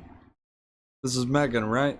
I will continue to give the remaining items for the Zune, and that will be all the contact you will have with me unless I decide otherwise. I hope you understand, so we'll let time decide how I feel about this current situation. Until then, please don't come up to me anymore unless it's to give you what I owe, which seems kind of awkward now. I know how it feels to be alone, but I can't keep throwing away my pride little by little just to keep you satisfied, you know what I mean? There has to be an enough is enough at some point, and I cannot continue to disgrace myself by forgiving things that I never find forgivable in the first place. I'd like for you to just completely leave me alone for a while until I can sort things out myself, you understand? It's not like I hate you, but I don't see you in the same light anymore, so just leave me be for a while. Let me try to recuperate with my few other friends. And maybe we can just start from scratch sometime. Despite this message having a much more final perspective on Chris and Megan's relationship, by some unexplainable reason, she still leaves a window open for possible reconciliation in the future. Chris, in his all-enduring grace, sees this charitable reluctance to completely cut ties with him as an opportunity to cork out the gnarliest, gigantic turd on it. Here's what he replied with. "I understand, you may or may not have had much exposure to sexual images as I've had, so the idea of a hand job, which was the act drawn there, as a part of outer course versus intercourse was a surprise to you. I'm sorry. If it helps put things in perspective, I can recommend finding information on the internet through this educational website I found through adameve.com. Or I recommend renting The 40-Year-Old Virgin. That movie touches on some of the issues around sex and how it can really frustrate an older virgin who hasn't had the pleasure yet, or I can loan you my copy of The 40-Year-Old Virgin. The point is allowing yourself more exposure to sex acts to make yourself more comfortable with that fact of life. While I am on the verge of taking that Encyclopedia Dramatica page down, I understand that there are a number of other web pages of hate against me, and as much as I would like to be able to track down everyone and report them and get on the verge of taking them down as well, someone else may put up another hate page up against me. It's a fact of this modern world known as cyberbullying. As for the drawings, while I have shoved the text information down their throat in an attempt to drown them into submission, there were too many images of penises, yetch, on there. I drew drawings promoting vaginas to go against those dickheads. I did the drawing of Sonichu fucking Rosachu. I did the drawing of Bubbles getting it from Black Sonichu. I had the idea of pairing them up in the comic book anyway. I did the drawings of Angelica and Mary Lee Walsh, that witch hag,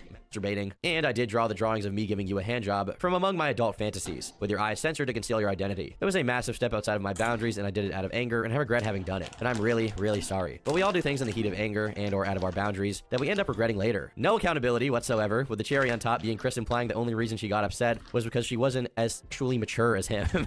To make matters worse, a couple of days later, after getting no reply from her for entirely justifiable reasons, he emails her again asking for her to help him out with the ED page. He also mentions he's been trying to remove or work around mentions of her in the article, and his genius way of doing that is concealing her face by zooming into her vagina in the drawing. This once again sparked Megan's ire, who replied, "Look, my main issue is not the website itself, it's just the fact that you drew those weird pictures. Instead of removing that one completely, you just enlarged my crotch. Thanks a lot. Why didn't you just remove it? I don't care how lonely you are. I haven't had luck with relationships either, but I don't boast about being a virgin with rage. When you say things like that, it just makes you sound like you're looking for someone to f***.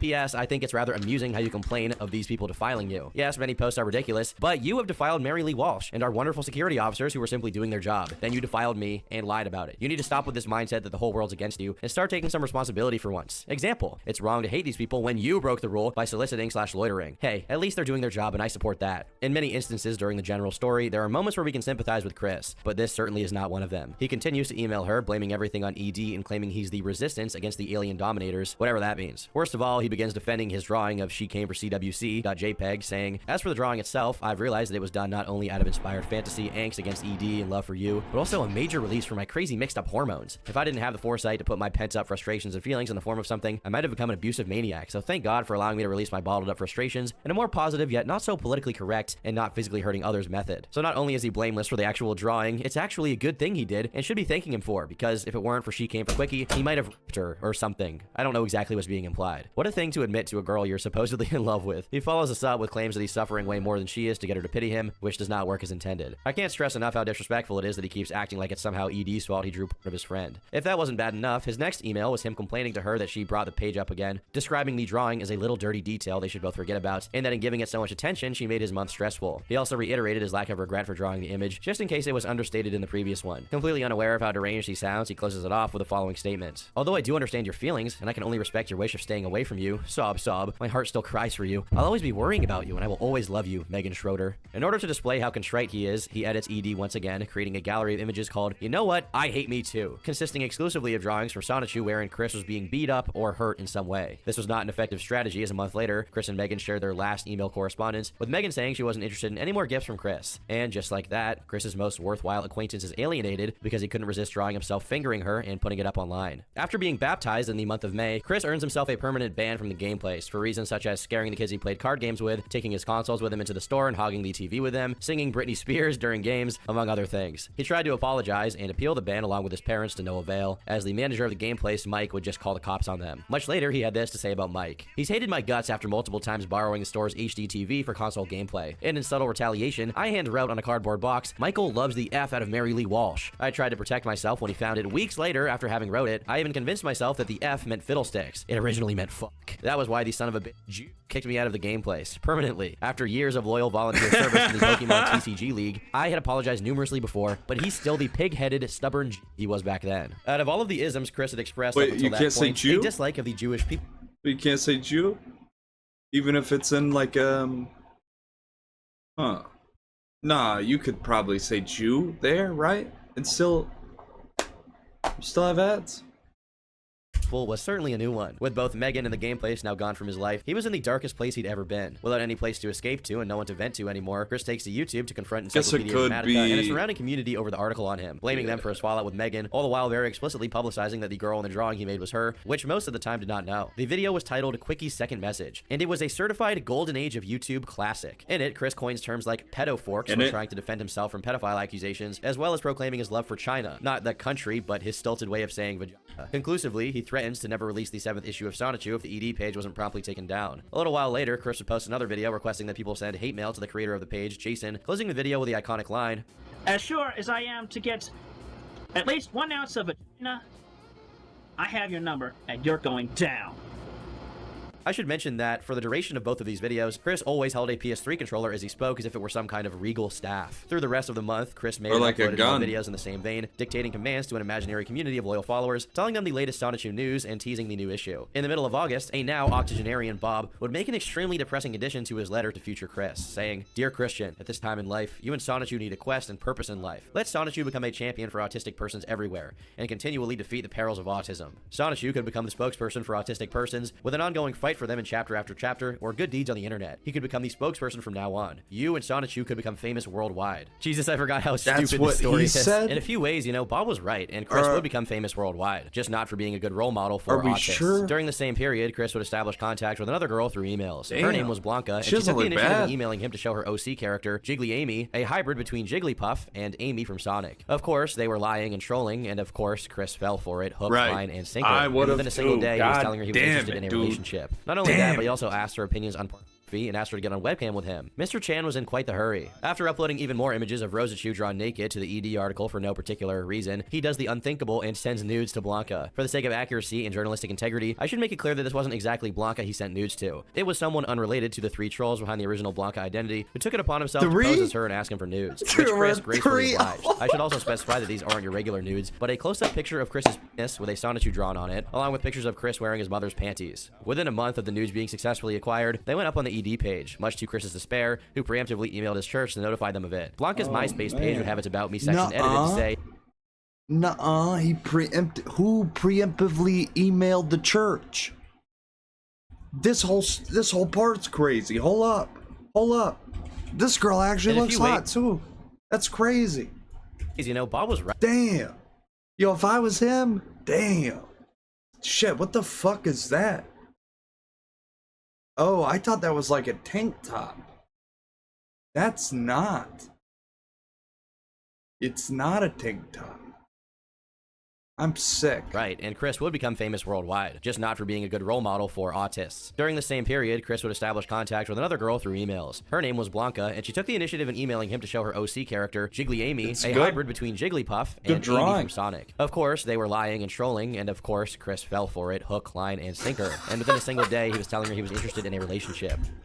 Well, you know, I'm a gamer nerd, and I am publicly shy. After you get my address, I would like to invite you to give me a try blush. They said blush. If I sound like I'm being foreign.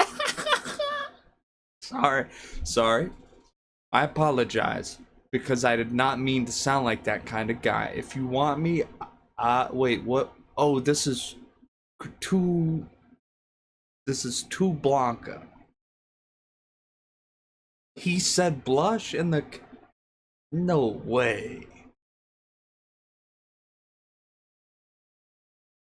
Not only that, but he also asked her opinions on pornography and asked her to get on webcam with him. Mr. Chan was in quite the hurry. After uploading even more images of Rosachu drawn naked to the ED article for no particular reason, he does the unthinkable and sends nudes to Blanca. For the sake of accuracy and journalistic integrity, I should make it clear that this wasn't exactly Blanca he sent nudes to. It was someone unrelated to the 3 trolls behind the original Blanca identity who took it upon himself to pose as her and ask him for nudes, which Chris gracefully obliged. I should also specify that these aren't your regular nudes, but a close-up picture of Chris's penis with a Sonichu drawn on it, along with pictures of Chris wearing his mother's panties. Within a month of the nudes being successfully acquired, they went up on the ED page, much to Chris's despair, who preemptively emailed his church to notify them of it. Blanca's MySpace page would have its About Me section edited to say, "Hello, I am a large, hairy, homosexual black man in a pickle costume. You love me. Pay no mind to my profile pictures. This is the real me." The message is followed by a picture of a man in a pickle suit. In Chris's email to his church, he says he was deceived and that Blanca was a troll, but that was just posturing on his part, as he would hang on to the obviously non-existent Blanca for much longer after this incident, claiming she was real and exchanging emails with the other Blanca accounts. It's also during this roller coaster of a month that he briefly entertains the idea of a love triangle between him, Blanca, and another troll that claimed to be a Sarah Jackson. Unfortunately for Sarah, Chris picked Blanca, eventually drawing Sarah getting hit by a truck in one of the later issues of Sonichu. The fallout of the news being sent was still going strong, as a whole week later, all of Chris's accounts were hacked and everybody in his contacts list got a copy of the images. Meanwhile, Chris got himself involved in yet another conflict with a troll, this one called Jimmy Hill, who was claiming to be the original creator and IP holder of Sonichu. Speaking of Sonichu, around the same time that the 7th edition of It's funny. It's really funny. Online, Chris would announce that a video game was in the works. He announced it on his website, saying, "With the Sonichu franchise growing wildly with lots of energetic hype, I'm ready to take Sonichu and my world of Quickieville back to Nintendo of America and Sega of America. And upon the unity in business between Nintendo, the company provided me with my second gaming system, the Game Boy, after my very first Commodore 64 computer. Sega, the company who introduced Sonic the Hedgehog, is not only my lifelong hero, after the American Rabbit, but as the true role model icon I am proud to have learned some of my attitudes and beliefs from since 1991, and myself, Christian Weston Chandler, we will make Sonichu and Rosachu and their world being more real than I was able to make them by myself with pen and markers in hand, and a vastly knowledgeable imagination. You won't be able to truly say you've caught them all until you've caught the original Sonichu and Rosachu in a quickie-approved Nintendo/Sega Pokemon Lightning version on GBA and DS to catch a great share of the other currently available 493 Pokemon. And I have the idea for the video game myself. If I can swing that with Sega as well, an epic tale of my tragic adult life straight from my tortured heart and soul. I will bring the pain to the jerk-offs. I will kick Mary Lee Walsh into her cauldron to burn, as well as the other villains. And I will have support from my electric hedgehogs, my mother and father, my closest gal pals who I've grown to love, Megan Schroeder and Anna McLaren, to name a few, sparingly in the game. I plan to have this game alone go multi-console between Nintendo Wii, PlayStation 2, and PlayStation 3 with downloadable content. Damn, all this he's got it planned out. The populace of Sonichu, Mosachu and Christian Chandler fans. All I ask for in minimum is to contact Nintendo of America and Sega of America by way of posting in their respective forums, sending them emails, and highly recommended handwritten letters to both companies that you want Sonichu and that they should get in touch with me, Christian Weston Chandler, via telephone or snail mail or in person. Both companies have my information in their computers, as I have written to them a number of times in my life. In the wake of this catastrophe, a brief opportunity to find solace presented itself to Chris. First, his church got him in contact with a counselor, a particularly patient woman called Rocky, who began accompanying him from a distance through his misadventures, for whatever that was worth. But that wasn't all. Someone had been emailing Chris for a while now, a girl named Vivian Gee. Despite being a girl, Chris never gave her his usual CWC treatment for a combination of reasons. She never sent pictures or indulged in his delusions about Sonichu. As a matter of fact, she was the one person who was always consistently realistic and bluntly honest about Chris's situation, which scared him off like the plague, since he only wanted enablers to count on and naysayers to antagonize. While initially acting similar to the other trolls, this quickly gave way to a much more sincere and concerned attitude towards Chris. She was also deeply familiar with the Sonichu comics and held them in a kind of fascination, even making audiobook renditions of every single one of them. In a strange way, during this period, Vivian was one of Chris's only friends, if you could call her that. On the day the news were leaked, she emailed him trying to snap him out of his delusions. I don't know where to begin. I'm not even sure why I'm sending this to you. Listen to me. Listen. No one gives two shit. Your pictures are now all on the internet for everyone to see. Tons of celebrities have nudes and they don't care. They are way more popular than you'll ever be, so don't get your fucking panties in a bunch. There are no fans of Sonichu. Sonichu is a bastardization of properties that belong to other people. Your entire comic is pretty much a bastardization of your life. Sonichu will never get anywhere. Quit your dreams of Sonichu, the game, the comic, merchandise, everything now. And if you still feel you need to be creative or whatever bullshit you say, make something completely original. Don't base it off your life. Don't base it off stuff that exists. Just make something completely new. If you quit Sonichu and start working on your real life harder, I'm sure you'll find success. If you stay in your deluded fantasy land, I don't know what you'll become. You have never tried when it comes to women. Never. You can't just sit around and wait for it to happen. You have to make it happen. If you can't muster up the courage to do that, then you will never get a wife, let alone a girlfriend. There are places where single men and women go to. I'll let you find them on your— Yeah, because this is like,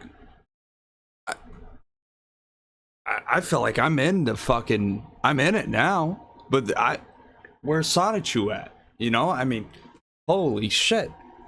If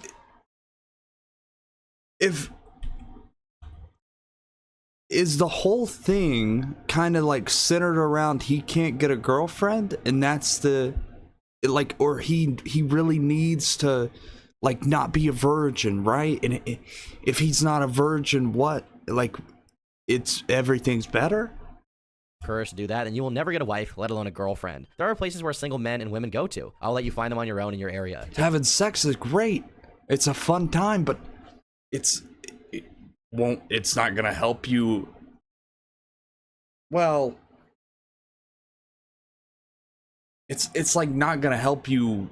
I mean, it'll help you mentally, I guess, but you know, it's not gonna like really like help you get money or anything. Well, I mean, it could help you get money if you go with the right. Okay, I can't stress this enough. If you do, it will signify your detachment from Sonichu and a brighter future. Forget about all those haters. They don't hate you. They're trolling you. They want to see you become this way. Don't you understand? There's no reason for you to get upset at them. That's what they want. If they see you upset, defeated, angry, you're just giving them victory. Their latest comics is a retaliation, is a result of that, and they love it. They don't view it as an attack. They view it as a victory. If you feel you can't do any of this, get a therapist. Get a real one. Ask your parents to send you to one. Do something about your life instead of bitch and draw comics about it. Chris, you've got a way to fall, but you can change that. This didn't even get a reply from Chris, so you can imagine how successful an attempt to help him this was. Later on in the month, Chris goes back and forth between dating Blanca and a new troll account called Panda, and more images come out. This time of Chris making sweet love to his Officer Nasty doll. A Skype conversation of his with Panda, where they discuss sex, was also leaked at this time. From it, we can glean that Chris believes that men have a limited amount of semen, which Chris refers to as comeuppance, the same way women have a limited amount of eggs. At this point, Chris was well aware that everything he told anyone always ended up on ED, but since he wanted to keep lying to himself and pretending Blanca and Panda were real girls and not trolls, he started pretending everything was due to him being hacked. Early on in October, the trolls got him to mail her a Sonichu medallion along with a heartfelt letter. After receiving the package on October 9th, it was instantly leaked online, prompting Chris to make a video doing damage control, saying that Blanca wasn't the one behind this, but random trolls that lived in her area and intercepted, prompting on real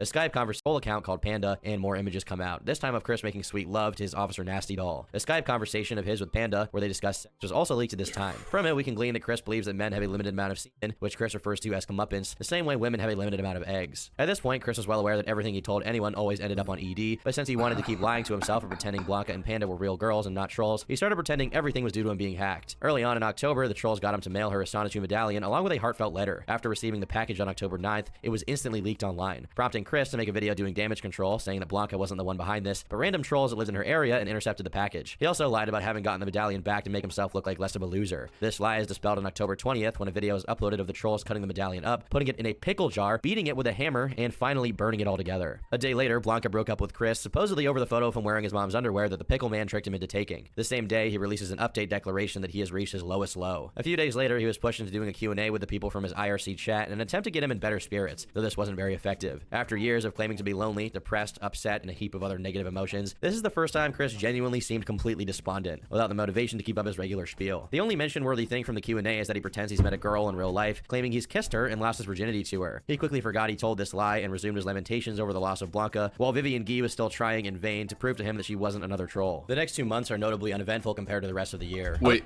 is Vivian a troll? I feel like Vivian could 100% be a troll, but there are trolls out there who have your best interest at heart. I mean, that is true.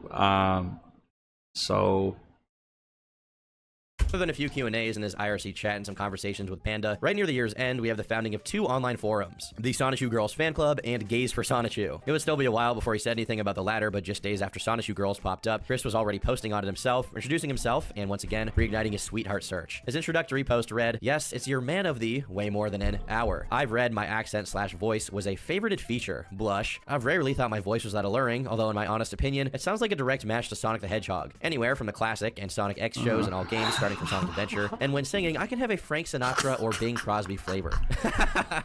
Yeah, honestly, I honestly don't even disagree. Honestly, I don't know why I'm still single either. Even my own mother finds me handsome. Oh, no. Aside from the understood facts, I feel that I'm truly in touch with my feminine side, to the point where I'm capable of learning from that to better understand how to treat women in a caring, nurturing, positive way. Sometimes I wonder, between my caring attitude and the lack of a sweetheart, if I was born the wrong gender. I would wonder what life would have been like if I'd actually been born a girl. But afterwards, I'd realize that I should still appreciate being born a boy to gentlemen. God gave me the package and I signed for it. And while it is true, and I am not ashamed to admit it, that I've seen my fair share of I have learned how to better positively treat a woman before, during and after the act. I would definitely stay until she woke up, and I would call her back later to see how her day was. Right. And I would have put the seat up, then back down when I used the restroom she would use later. I care more about every woman's feelings and opinions over their body. On the flip side, I feel discomfort around men because they can be such mean and cruel jerks. I should go on with what I detest about them, but I will not stoop to their level of cruelty. Also, I feel discomfort when shopping for underwear for myself. They do not need models pictured on the package. It grosses me out to see that thing. It's bad enough that I sometimes see my own when I look down, of which I don't feel as much discomfort, but the very sight of others is like kryptonite to me. What? It makes me feel like throwing up, even when the image randomly pops up in my head. The amount of foreshadowing is tremendous, but the lack of self-awareness manages to be even more fantastic. He genuinely believes that the Sonichu Girls forum popped up organically, and beyond that, that there's a worldwide fan base out there somewhere. At this point, Chris Chan's popularity had significantly died down, and with it, a lot more disorganized trolls appeared. The only people left behind were stragglers interested in where this story would go next, and dedicated trolls who saw Chris's full potential and weren't keen on letting him slip away anytime soon. 2009 held exponentially worse things for Chris. The year started out slow, with Chris doing very little besides continuing his work on new Sonichu episodes and his correspondence with the Sonichu Girls on IRC, which in reality consisted of multiple male trolls actively participating in group sexting a severely autistic man in his late 20s. Honestly, the lengths people will go to do it for the Vine are astounding, and sometimes funny, and sometimes pathetic. A good on the 5th of number. January, Chris was Damn. contacted via emails by none other than Shigeru Miyamoto, the game director behind most of Nintendo's biggest franchises. The troll behind this particular interaction was Clyde Cash, who later became the central troll in the Quickie saga, at least for a period. Chris fell for the Shigeru bit, especially since a few days prior to this email, Clyde was already preparing the groundwork for it, emailing Chris as Takashi Tezuka, the general producer for Animal Crossing, acting as if he wanted to feature Sonichu in the next game. The day after the Shigeru email, Chris was already announcing that Sonichu and Rosashu would be in Animal Crossing. Clyde was multitasking the trolling of Chris, simultaneously posing as multiple different characters. After establishing the connection with Nintendo, he began emailing Chris as Greg. is this a real person?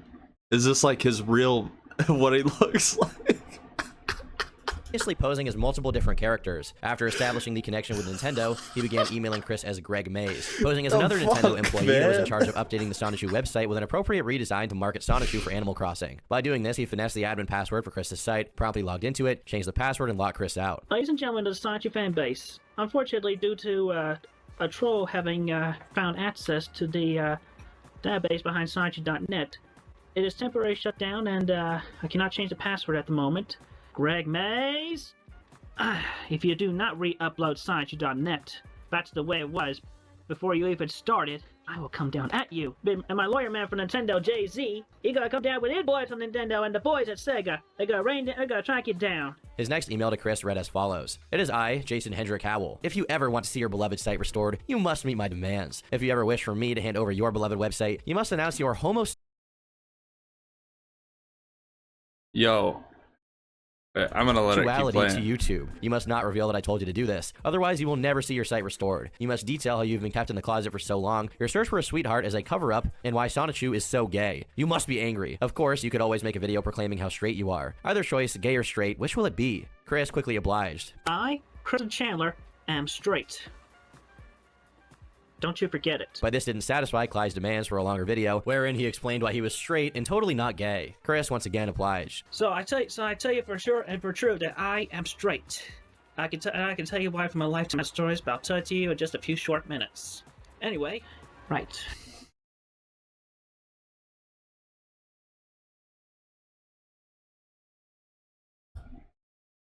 Say what you want.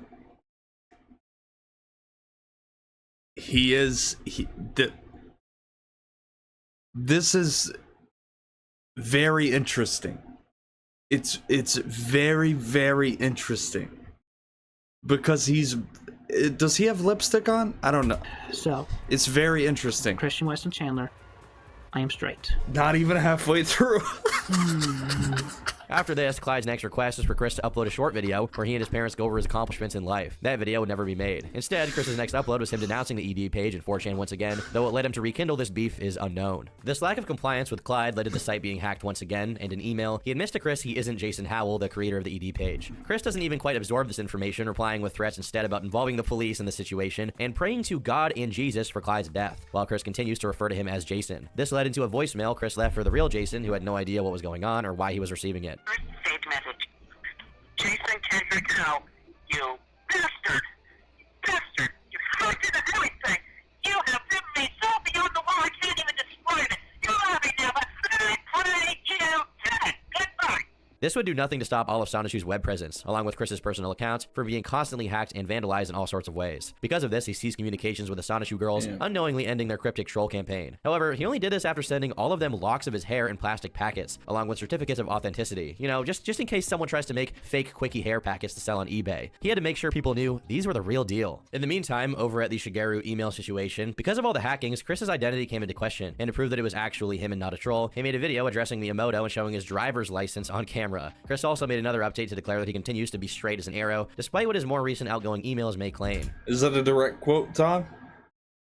Tom, tell me, is that a direct quote? Straight as an arrow? Is that it? In order to prove his straightness, he claims to have a subscription to Playboy and stomps on the dildo he got from Adam and Eve. Dude. A couple of days later, in an IRC chat, when Clyde accuses him of wearing women's underwear, which Chris did do at least once, Chris inexplicably decides to reveal the fact that he has, and I quote, numbers of pairs of dirty, crapped briefs. Amidst his claims to loathe and love boobs and vaginas, Chris also claims that at those times it mostly slipped out without my knowledge, in reference to his bowel movements. During this time, Chris hardly did anything besides staying in those IRC chats, interacting almost exclusively with trolls to a masochistic degree. Though a lot of it isn't worth getting into, as it's mostly just Chris voluntarily exposing himself to verbal abuse. At one point, Clyde and Panda, Chris's quote-unquote girlfriend at the time, cooperate to say that Clyde has raped Panda and that she's expecting a child. I would say that's cruel if Chris hadn't flat out ignored multiple people that told him Panda was a malicious troll because he'd rather believe he had a girlfriend. If their objective was to freak Chris out, they didn't quite accomplish the goal, because he reacted nonchalantly, even suggesting she should move in with Clyde since the child was going to need a father, going as far as to say Clyde had proven himself to be a good man after repenting for hacking the Sonichu site and being willing to let Panda and the child move into his house. I can barely believe the words coming out of my mouth right now. For the majority of January, Chris fluctuated between wholeheartedly believing that Nintendo representatives were in direct contact with him and trying to set up a meeting, and being dubious of the whole thing and just admitting that the emails were once again the work of trolls. On the 22nd, Chris claimed to leave Washington for the meeting, and after that, he spent a few days offline, which caused people to wonder if he managed to convince his parents to let him go there. 5 days later, he came back with another upload talking about how he spent the past few days with Shigeru Miyamoto, which confirmed that Chris had just been lying. Soon after, he admits to Clyde over emails that this video was a lie, and later on, makes this same admission publicly in a new video. In it, he blames the deal falling apart on Reggie Fils-Aimé having an issue with a panty shot in Chris's PowerPoint presentation he made to pitch Sonichu, even implying that this meant Reggie was in some way opposed to heterosexuality. He also makes several references to seeing them in court, as if that was a remote possibility. I wasn't though it even was probably listening. Chris's wishful thinking at work, trying to make himself seem important enough to warrant lawsuits from the top brass at Nintendo. A day later, Chris took the video down, retracting his statements and apologizing for this behavior, which I can only assume was some attempt to get back on Reggie and Shigeru's good graces. In a recorded conversation Chris had the same day, he mentions he often ponders what his life would look like if he was born a woman, saying that it would at least be better than his life was right now. It's during this time that another troll enters the fold, Blue Spike, a 13-year-old boy who used his high-pitched voice to pretend he was a girl called Julie, and this is possibly the most disturbing and horrible chapter of Christery, at least early on. While Clyde Cash stuck to tricking Chris into admitting he was gay, which is relatively harmless, Blue Spike went much further. Initially, the Julie LARP consisted of nothing but acting as a potential sweetheart, start. By the 13th of February, an audio had surfaced of Chris and Julie having what can only be described as furry phone sex, where Chris is Sonichu and Julie is a cat. I won't play the audio to spare you the psychological scarring that inevitably comes from it, but as Sonichu, Chris electrocutes Julie's genitals, seems to have a lactation fetish, and can be heard manipulating a plastic cup at the end of this hellish event. What's the plastic cup for, you might ask? Well, later on, Chris explains quite explicitly. I don't like to make a mess, so when I come, I have a clean plastic cup by my side, and I just make sure to put all of my semen in the cup there. After recycle, I rinse the cup and dispose of it. I recycle my own semen because, you know, yes, I do masturbate. I'm not ashamed to admit it. What? A lot of guys, I'm What sure, do you mean? have done the same thing in their time. Anyway, I recycle it, so that way I won't lose any unborn children. Then I can still have a good number of good human counts.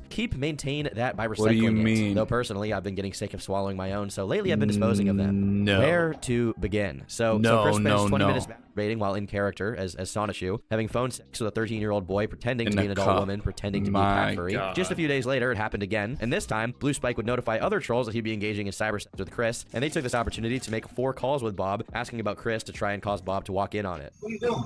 Nothing. Give me that crap. Now, what's going on? Damn, you get out of here! No, I will not. People tell me that you're about to kill yourself on YouTube. What? What are you doing? I'm not doing anything. I'm going to wake your mother up and find out? No. Then get out of here, off that internet. Fine. What is your trouble? I'm not going to kill myself. Get away from that TV. Fine. Get away from the internet. I'm cutting it down right now. No! Dad, no! Yes. No! What are you doing? Don't do it, Dad. I'm going to shut this thing right down. No. Yes. No. Dad, no. Stop. Go wake your mother up. Don't bother me. Okay? Go wake your mother up. Don't bother me. Go and wake your mother up. You tell her what's going on. This thing is going to go down. No. Yes. While initially this wouldn't succeed, the trolls began claiming that Chris posted a YouTube video threatening to kill himself, which prompted Bob to run as fast as he could to where Chris was at, which was in the kitchen where the computer was. You can imagine how traumatic of a situation this was for all parties involved. Honestly, I understand that a lot of things that happened in the late 2000s and early 2010s only happened because the internet was a wildly different place, but this crosses multiple lines. Trolling Chris by telling him you're the original creator of Sonichu is one thing, but having cyber sex with someone as mentally debilitated as him borders on unspeakable. Besides, Blue Spike eventually said he was having phone sex with Chris pretty much every night. I mean, for what? What was the point in doing that exactly? And where were this kid's parents? How can you be motivated to do that at just 13 years old? And Wait. That means that you enjoyed it. If you had to do that, if you'd done that every single night with someone pretending to be a girl, I mean, don't get me wrong, like, all for the trolling. I'm all for it. Hey, I'm all for it. But I think it comes to a point, does it not? It gets to a point, right? It's a point. There's a point. 100%.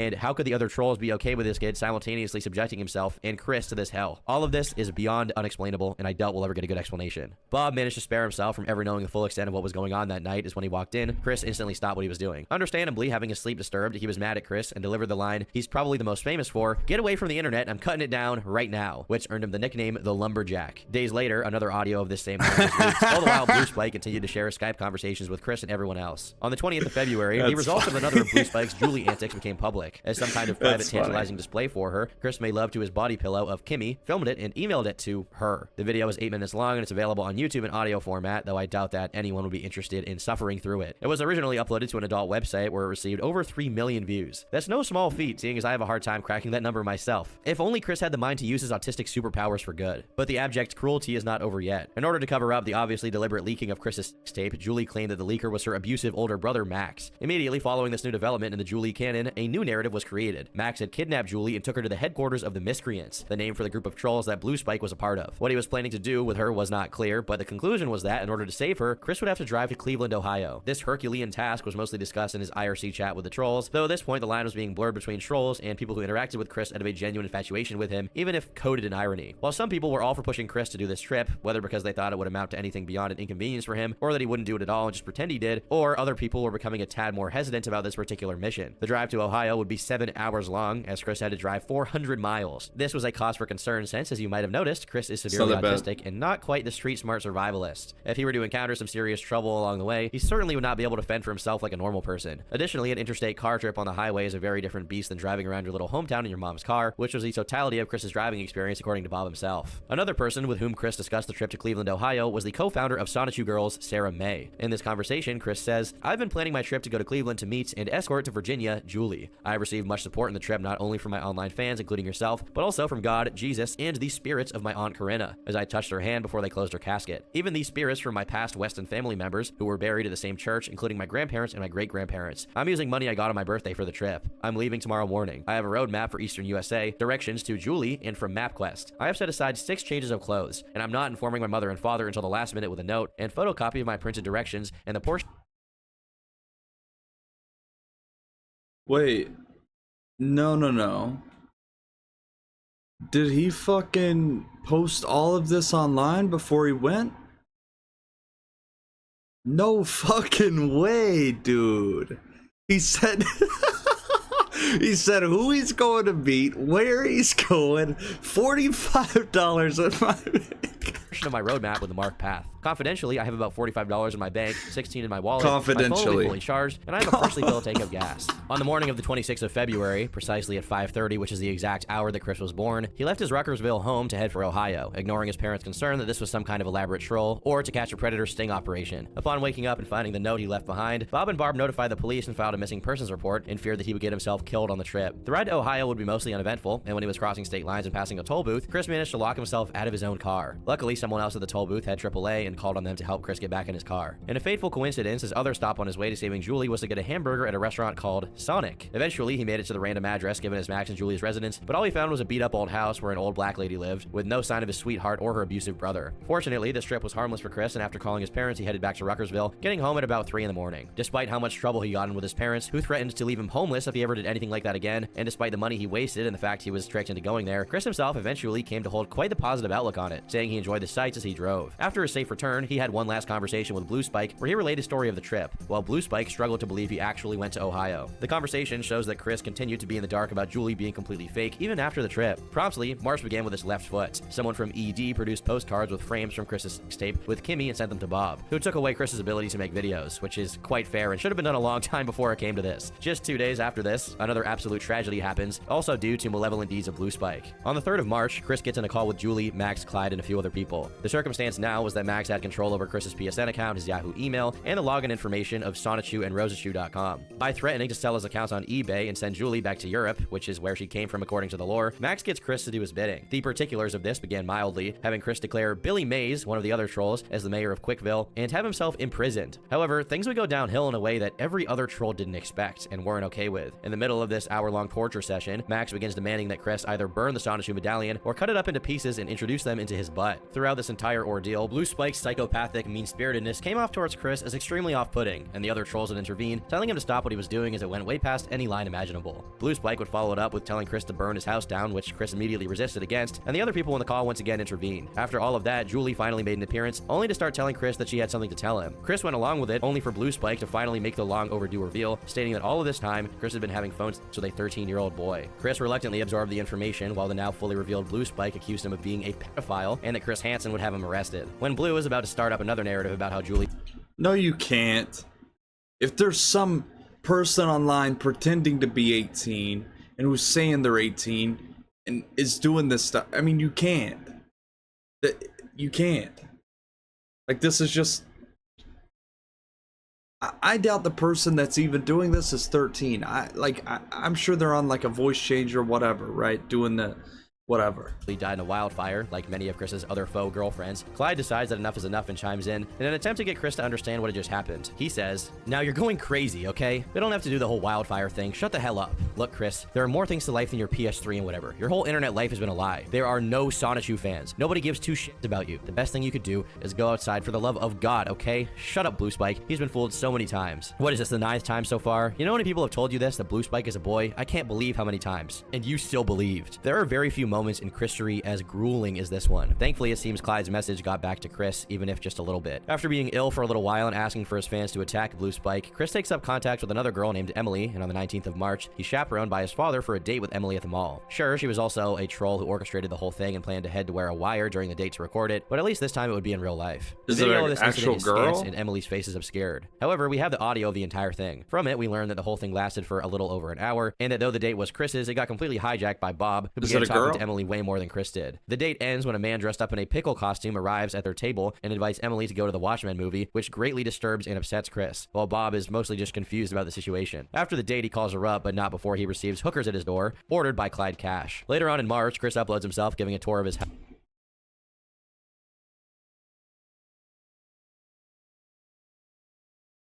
Emily was fake. That was a hooker. That was called. That was a hooker. That was an online prostitute. House, as well as a video of him singing a song wherein he declares his love for farting. Chris also mentions Megan, but only to ask for trolls to stop bothering her. After the end of the Julie arc, Chris moves towards another potential sweetheart by the name of Ivy. He also pledges to leave YouTube forever, though just a week later he returns, announcing his new website. Shortly after this, he makes another video greeting Ivy, which is paired with yet another video, this time of him kissing Kimmy, the sex doll, with an image of Ivy taped to her face. The first half of April is more or less calm, with Chris uploading a few funny videos, such as this one where he pretends to be some kind of Irish Easter bunny.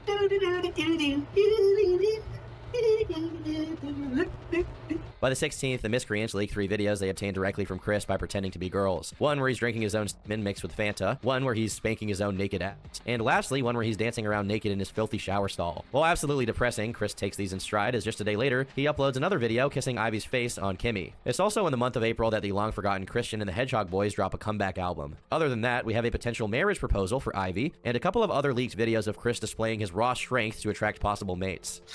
I have the power! You will now be watching the strongman lifting a very heavy office chair. Note, the chair weighs a grand number of pounds. Ta-da!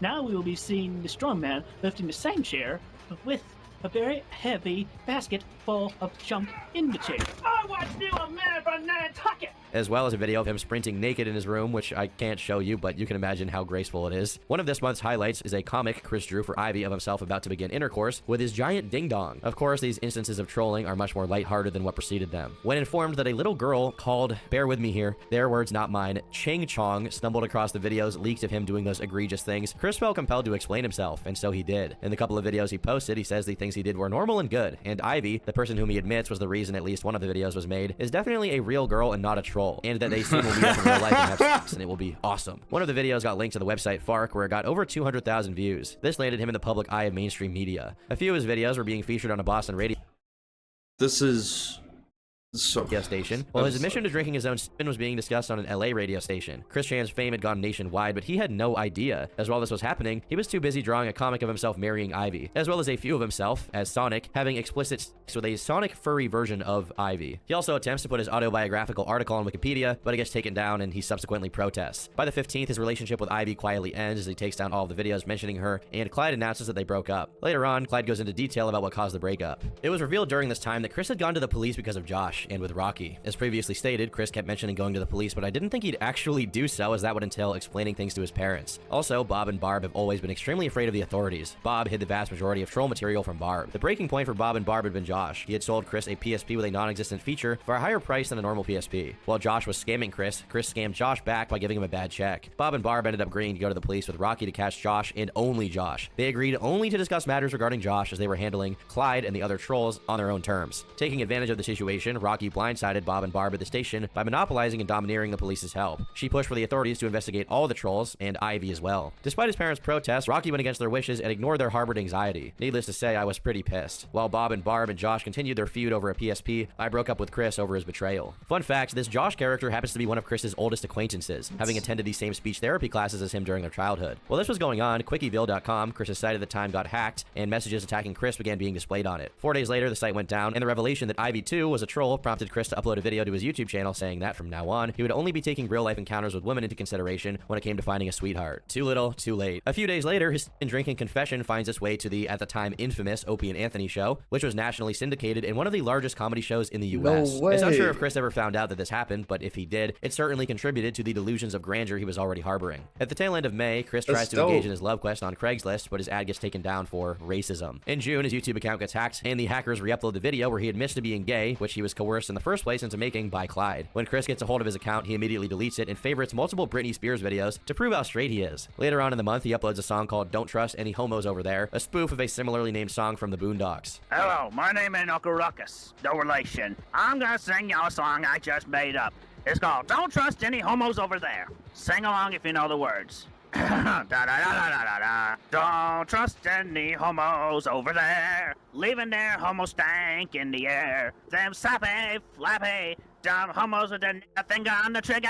Don't trust any homos over there. Once again, in his attempt to attack gay people, he throws some racism in for good measure. Also, he appears not to know how to upload a video not recorded from his camera and is manually holding up a sign that says this video is audio only. Besides this, the month is pretty scarce of any salacious occurrences other than Chris drinking his first ever alcoholic beverage, and a pretty strong one at that. Meanwhile, possibly one of, if not the best Chris trolls makes his debut in the latter half of June. C-Chan Sonichu CWC, better known as Liquid Chris. Despite sharing essentially no similarity with Chris Chan besides his last name, Liquid Chris decided to make the account to claim that he was the real CWC. In early July, he uploaded a video formally denouncing the original Chris Chan, whom we'll be calling Solid Chris whenever both him and Liquid are being discussed simultaneously. Initially, Solid Chris chose to ignore this, either out of laziness or because Rocky, his advisor from church, helped him avoid needless conflicts online. At this time, Larry Bundy Jr., or Guru Larry as his channel is called, conducted an interview with Chris and began uploading selective excerpts online. In this interview, Chris is decidedly uncooperative and not his usual energetic self, though it's unknown if this was accidental or done intentionally by Chris to appear as more of an unfazed diva who's used to being interviewed. Rocky's efforts, however effective they may have been at other moments, came up short on the 17th of July, when Chris uploaded multiple videos attacking random trolls, calling them the R-word, which Chris previously denounced prior to this, and also telling them to keep themselves safe. The thing is, the people that Chris was targeting in these messages had already closed their accounts by the time the videos went up, so this was completely gratuitous. Because of the not exactly terms of service friendly rhetoric Chris was espousing, his channel was shortly terminated thereafter. A day later, he makes a new channel called IBA Chandler, and he makes a post titled A Near Public Apology, where he tries to get forgiveness for his past actions of attacking those users. The real motivation for doing this was because his PSN kept being hacked, and he was trying to appear contrite to get it back. However, the trolls noticed that Chris wasn't wearing a Sonichu medallion in the video, which in Christianism meant that he wasn't being sincere. After more videos of Chris drinking came out, a picture of Chris with a lady surfaces on the V board of 4chan, though little is known of her or the precise context of this image. Along with this shift in demeanor, the Chris Chan classic Rollin' and Trollin' comes out, which is widely seen as one of the more positive moments in this story. Alright, we're coming to you live from Quickville today. We're over at the Quickville Pavilion. The Hedgehog Boys and Master Christian Mayor, they perform here every Friday night, and it draws a crowd. It's very good, you know. In it, Chris displays some self-awareness about the fact that he's an online phenomenon for being who he is, and plays into the theory that he had been a troll all along. Though it's evident he's just pretending, Chris tries his hardest to sound like a normal guy in his 20s, with a regular voice instead of his usual high-pitched register, and no Sonichu medallion on. Even if he was coached into doing this, which he most likely was, as this doesn't really seem like an idea he'd come up with himself, the video shows that Chris is well aware he's an unusual guy, as he can approximate how an actual normal person behaves better than you'd expect. For a myriad of reasons, many people see this video as the canon ending to Chris's story. Little did he know that this little ruse of his was playing right into Liquid Chris's campaign. A couple of days after Rollin' and Trollin', Chris uploaded another video dispelling it because a troll threatened to cut off his disability checks due to his claims to have a job and his LARP as a normal man. After Liquid Chris supposedly sold some Sonichu merchandise at an anime convention, Solid Chris decides enough is enough and makes a video addressing his counter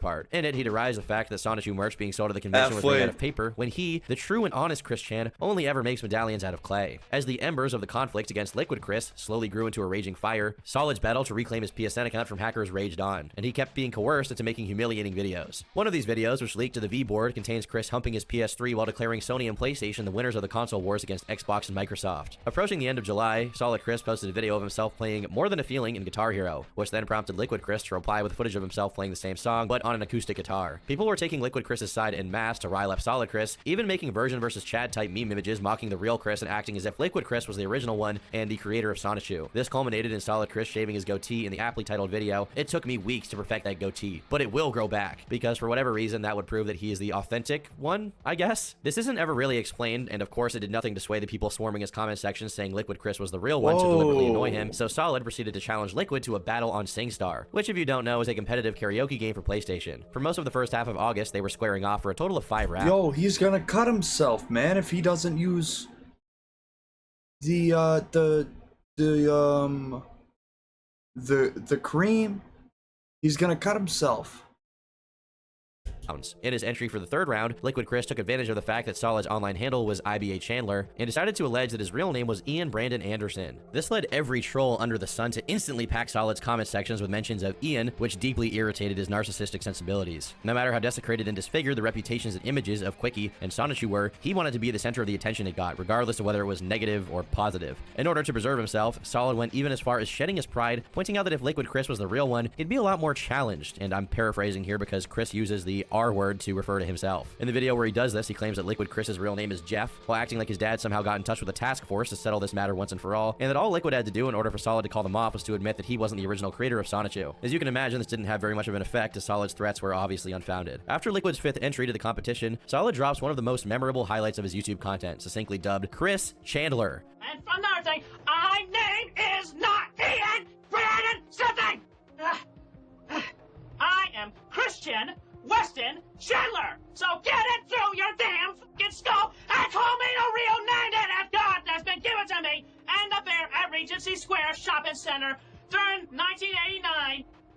You damn fucking bastard!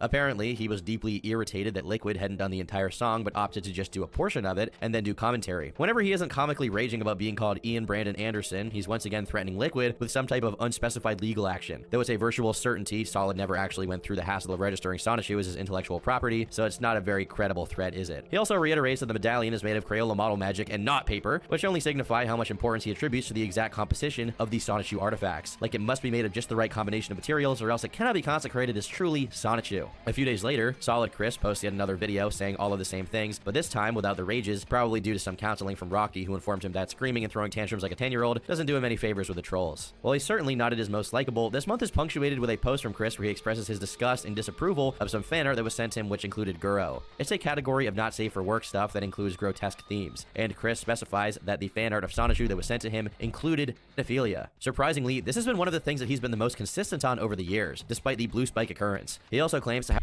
so a few days later, You know what? Over everything that's went on, makes sense.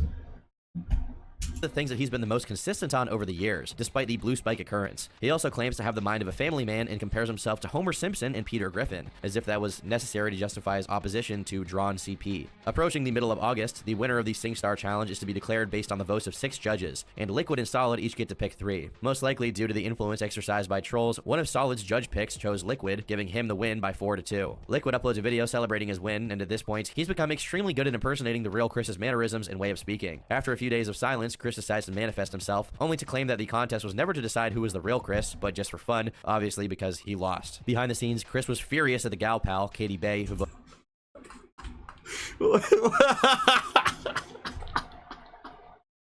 Yo, you know what the funniest thing about this is?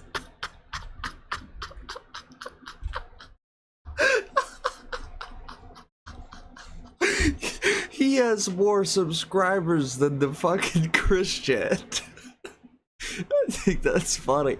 celebrating his win, and at this point, he's So he kinda won. I mean, he has more subs. become extremely good at impersonating the real Chris's mannerisms and way of speaking. After a few days of silence, Chris decides to manifest himself, only to claim that the contest was never to decide who was the real Chris, but just for fun, obviously because he lost. Behind the scenes, Chris was furious at the gal pal, Katie Bay, who voted for Liquid, emailing her saying, "You know yourself after the extensive online history that I am the real deal, so why did you final vote for that brown imposter? I am on an emotional edge right now, and I apologize for raising my voice like that. I implore you, Kate, please change your vote. I had just dedicated 2 White Stripe songs for you during a recent KCWC Light Everything lunch hour. Sigh. Stay safe. Christopher Christian W. Chandler." Unfortunately for Chris, votes couldn't be changed, and the result was set in stone. For a while, he was noticeably affected by this, behaving a lot more irritable and vengeful towards people. Vivian Guy, who had been remarkably amicable to him in emails, would once again start getting Chris's negative attention for promoting DVDs of her audiobooks of Sonichu. He commented on a YouTube video of her saying, "And you, Vivian, I liked your book, but I'll be damned if I'm going to let you get away with that counterfeit law-breaking stunt. Christian W. Chandler." To which Vivian laconically replied, "It ain't law-breaking." It has 5 dislikes. Yo. Breaking bro. On August 14th, Liquid Chris respectfully bows out of being an active Chris troll with the in-universe explanation that he would be focusing his endeavors on turning Sonichu into an acclaimed media franchise. This once again aggravated Solid to no end, as he would publish yet another diatribe screaming his personal information at the top of his lungs to prove he was the real him. This is also the source of the Curse Yehameha video played earlier, but we'll play it again right here just for good measure. Curse Yehameha! It appears that Chris takes the Curse Yehameha much more seriously than everyone else did, as soon after delivering it, he becomes remorseful and fears that it was too great a punishment for Oh, this isn't like the original Chris Chan channel, right? I don't know where all this was posted, but yeah. Liquid, and decides to issue a retraction and forgive Chris for his past misdeeds. We stand a merciful king. As Clyde had previously mentioned, Bob and Barb purposely decided to not involve anyone else in the troll situation, claiming that they were dealing with it on their own terms. Partly, this was because they didn't want anyone else finding out how inept and negligent they were in regards to their son's obvious special needs, but to an extent, it's also because they didn't know how bad it was, most likely due to Chris downplaying or straight up not telling them about it. The Chandler family strategy, or lack thereof when it came to handling trolls, was compelled to change after Bob found out Chris had uploaded 2 tours of their house, which revealed where they lived. In emails, Chris said, "Because of my months-old mistake," referring to the house tour, "my mother took away my car keys, my driver's license, trapping me in the house that love built. But years later, chaos ensued." Sob. "Mom and Dad are both very angry with me. I'll call my detective tomorrow. I don't know. You have in with the trolls. Please see if you can talk to them into helping me remove that footage off the internet. I know they'll be too damn stubborn, stupid, and cocky to help, but any port in a hurricane, feeling dizzy, I gotta get back to searching on YouTube for the similar videos and flagging them. Rally the good, loyal troops." Yet another major reason to take down that ED page, because they probably have all that shit on there as well. And all it took was one troll calling my house and telling my father about seeing a portion of his wall of records in pictures. The same day, Chris takes this concern to YouTube in quite the peaceful fashion. It's not even deserve a captain's log introduction, because this is dead serious.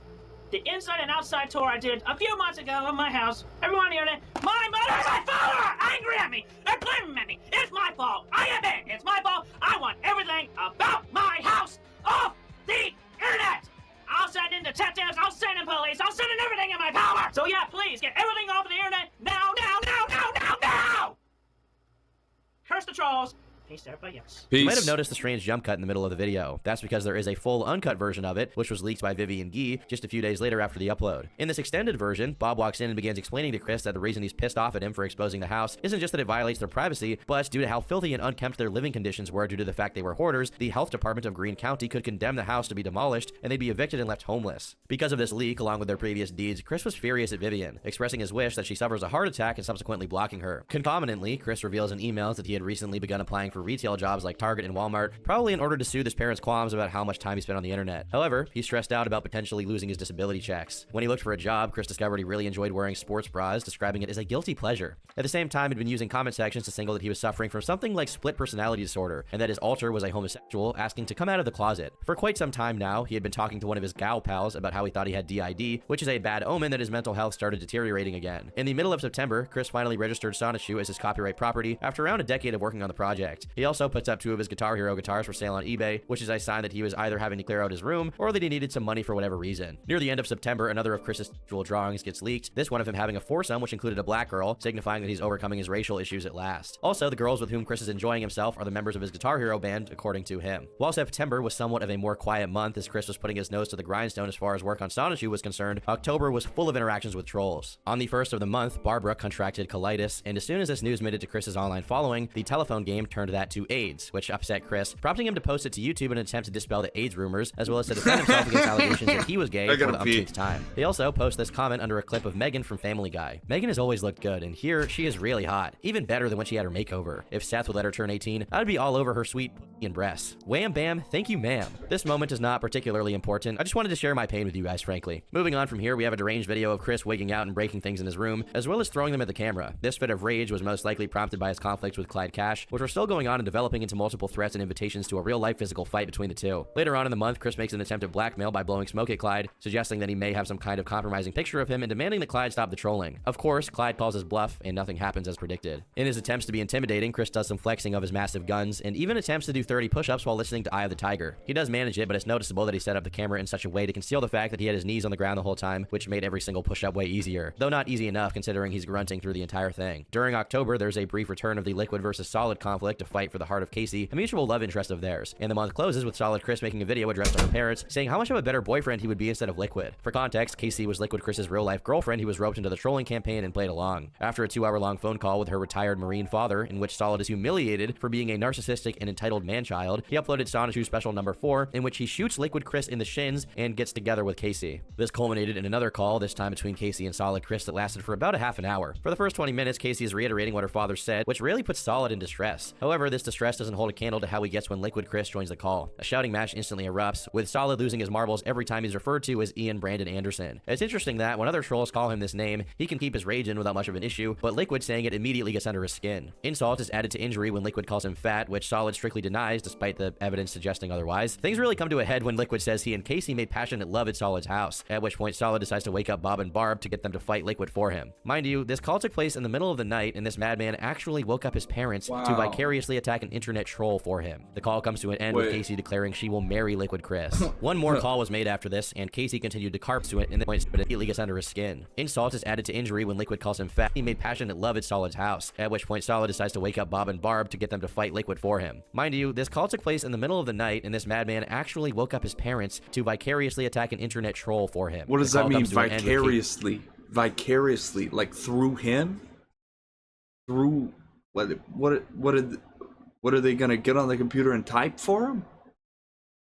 Declaring she will marry Liquid Chris. One more call was made after this, and Casey continued to carpet bomb Solid Chris with the truth. She tells him he won't make it past 30, and that just like every other potential sweetheart before her, Chris will immediately forget about her as soon as she's gone, going back to his usual routine of playing video games and being a general man baby, while Chris does nothing but sigh. After Liquid and Casey's marriage, Chris actually did try and muster up some kind of genuine melancholy, even posting a video of himself doing his best to cry on camera. As Casey predicted, however, he was back to his usual self the day after. A little while after this, he shoots Vivian an email with a very different tone. Now that I finally have peace of mind, I apologize for the past unformalities and emotional outbursts in past communications. I have decided I will fully approve your continued audiobook videos and sales, but in return, I ask for 25% of all the money changed to USA currency you have and will have made from all that you have put together and sold, as well as 2 copies of each CD and DVD of the audiobooks, and 2 of each other additional merchandise aside from the audiobooks. I extend an olive branch of peace, and I await your well-thought response. Have a good, safe day, Miss Vivian. Initially, Vivian is doubtful that this all-business act that Chris was putting on had anything behind it. In order to have him prove himself, she sent him an email detailing the kind of things he'd have to do if he ever wanted to make Sonichu anything besides these schizophrenic doodles on his website. She began pressing him on emails, asking him how he spent his time, telling him to get new pages of Sonichu done every day, suggesting new ways to market and promote it. It's actually impressive that someone actually put time and effort into trying to make Sonichu into a thing, because despite Chris's psychotic obsession with inserting it into every facet of his life and clinging to it as his magnum opus, he was more than comfortable to let it just fester in obscurity. For the rest of 2009, Chris was cooperative with Vivian's efforts to whip him into something resembling an actually productive artist, even if he frequently failed. Another thing Vivian pushed him to do is start taking and responding to fan mail, even if most of the mail won't be coming from actual fans. Surprisingly, based on the mail from the first edition of the mailbag, most of the interactions were pretty positive towards Chris, even if occasionally trollish and ironic. Until the end of 2009, he would do around 30 mailbag entries, and this proved successful at keeping his following engaged and interacting with the content. While things began running a bit more smoothly on the Sonichu end of the CWC operation, his YouTube was as erratic as ever. Upon Vivian's request, he posted himself doing parkour to promote Sonichu, except he calls it parquet and just does some light jogging. Also, due to some interactions from the mailbag, Chris also begins to attack the idea that Asperger's syndrome is in any way related to autism, and to this day it's not clear why he takes offense to that concept, as if people who suffer from Asperger's are somehow trying to attract attention away from autistic people. Autism stolen valor. He takes this seriously enough to write an entire article about it. Good day. I, Christian Weston Chandler, of sound mind and body, type the following from honest personal opinions, and I apologize for all offensive remarks I'll be making in the statement. Asperger's is nothing at all like autism. I've stated this fact over and over in my replies to messages from people who tell me otherwise. I feel very sick and tired of hearing that false rumor that the two are anything to full similar. Firstly, I can verify that I was diagnosed with autism with papers in my parents' filing cabinets, and I quote, Mr. Chandler is a 22-year-old man with a history of developmental delays in autism. Despite these limitations, he seems to have been quite successful in maximizing his academic abilities. Despite his significant delays in language, he has over the years developed relatively effective communication skills. And with that, I have not only helped cultivate the first generation of autistic people, but I have gone beyond the Autistic Dreams Academy, communicatively and socially. Still, I have trouble maintaining eye contact. My mentality is sometimes slow yet quick at other times. The people who first evaluated me ever even stated that I would never even make it to high school, much less even write his name. Take that and smoke focus, oldest doctors, and those with Asperger's dare to try and take the shine and limelight away from us autistic people, not only with their social flaws and such possibly similar traits to autism, but to shun us autistics by being better communicatively and mentally than us. I have received a message from one who dared to call me normal in comparison to him. If anything, the Asperger people are and have been normal. They think they can one-up or even match autism with the lack of social capability and their clumsiness and such. Those characteristics can be faked by them, who are most normal compared to us true autistic people. Even their title is flawed, Asperger's. It can be misconstrued into a most terrible cut of meat from any animal, even something that can be picked nasally. I have fought long and hard to make a stand for the autistic people. I will most certainly not let these imposters steal the true original title of autistic from any of us. Victory over autism belongs only to us true autistic people. You would never expect a mentally disabled guy to find a way to be ableist, I guess, but Chris Chan has no limits. To add to his war against Asperger's, he creates an extra mailbag called Autism Mailbag, dedicated solely to blowing up on anyone that tries to inform him on what Asperger's actually is. On the 9th, Chris makes a video complaining about how trolls bought up all the ad space on Wikipedia, a site created to document all of his adventures, only to use them to display gay ads. This complaint only served to make the problem worse, as the gay ads that were on the website were removed, only to be replaced by more gay ads, along with images of pickles to terrorize Chris even further. Besides this, the video also has him asking for €1,000 from his European fans, and then pitching a Sonichu-themed episode of Family Guy to Seth MacFarlane, who some troll said was considering making an episode with CWC in it. His pitch consisted of an elaborate crossover that concluded in CWC dating Meg, and he was confident enough that Seth would watch the video that he left his phone number in the description, which obviously was exclusively used by trolls who wanted to harass him, and never used by Seth MacFarlane to get this deal of a lifetime together. In the midpoint of the month, Chris decided that the Hedgehog Boys music wasn't enough for him, and he tried out being a solo rapper. His first song, called iPods Down and Listen Up, has him describing himself non-consensually making love from the perspective of an animal. Not kidding, here are the lyrics. I tell you what, ladies, I have a game. Let's play Jungle Fever. I'm the manly tiger, you're the sleek, sexy panther. I pounce on you, you run away. I haven't missed, but I chase anyway. And we chase for a while, and then you wear out, and you take it like a gal. And then we pump until we'll have your little tiger panther cubs. To top it all off, he finishes the song by shouting out Viagra. A few days later, he posted another rap, this time in full Juggalo garb, but this one isn't original and just a cover of an already existent song. The year closes with Chris expressing his discontent at the people managing the Wikipedia because they wouldn't allow him to edit it to his liking, which meant removing anything that wasn't saccharine Sonichu worship. The year of 2010 begins with the ads once again being replaced, this time with comics of Asperchu, a troll campaign designed to do to Sonichu what Chris did to Sonic and Pokemon, copyright abuse and plagiarism. The tweaks made to the character in order to keep it original were also selected to maximize the amount of anger in Chris. The name of the character, Asperchu, is because he suffers from Asperger's, so if Chris were to accuse it of being derivative of the CWC extended universe, he would also be guilty of likening Asperger's to autism, which he would hate. With the success that Liquid had infuriating Chris by imitating him, the combination of copying Chris with Asperger's was sure to be effective. The ads on the website even had depictions of Asperchu and Sonichu with some degree of homosexuality suggested, which ensured the CWC stamp of approval. Meanwhile, Chris quietly established contact with another girl, and though he tried to keep it private so the trolls wouldn't get to it, he couldn't help himself and began name-dropping her in his videos. In a lot of ways, this girl was Megan's successor, though her communications with Chris were a lot less cogent and lasted less as well. While Chris kept pushing for them to date and being a general weirdo, she kept herself at a safe distance. On the YouTube end of things, having a new good-intentioned gal pal did nothing to calm his anger, as after a wiki is created for Asperchu to further liken it to Sonichu, Chris threatens to kill them with psychic powers. While these visible trolling stunts tried to be as entertaining as possible when it came to annoying Chris, the demeanor of the trolls behind it was not particularly malevolent. Calls between Chris and the creator of Asperchu, who went by the alias of Alec Benson Leary, show that Alec was trying to do the same thing Vivian was doing, make Chris productive and care more about working on Sonichu and not letting it rot away. On the 2nd of March, Chris took to his Twitter to say this: "My father went to the hospital last night at 3 a.m. with a case of congested heart failure. He will be back out in a couple of days, but I have had a long, stressful day. I only got 4 hours of sleep. I will resume daily updates after this week. Redrawing on the last few pages of book 10 are in the works, so Alec, his crew, and I can be on peaceful terms, and that we can all move on with better stories that are more canon to all things Sonichu and Rosachu. Currently, daily updates will mostly consist of mailbag answerings, bio page creations, captain's log updates, etc. I appreciate your loyalty and patience. And also, thank yous go out to all who have sent me positive emails and US mail letters, cards, and presents with opposite feelings towards the few who sent me offensive, graphically inappropriate fan art." In the updates that followed this announcement up, Chris said that Bob had made it through safely and was no longer in danger. However, if this event didn't have enough of an impact on Chris, what happened soon after definitely did. Because of an oversight while making his little Big Planet level, Chris accidentally left in the full name of the girl who he had been interacting with, and the trolls picked up on it and immediately contacted her with all the defamatory information on Chris that the CWCpedia could offer. Her response was to tell him to get all of her information off of his things, and that if someone were to go after her and bother her, it'd be his fault. His reaction was this: God damn, another story when you try to hurt my friends and get them involved like you've been doing.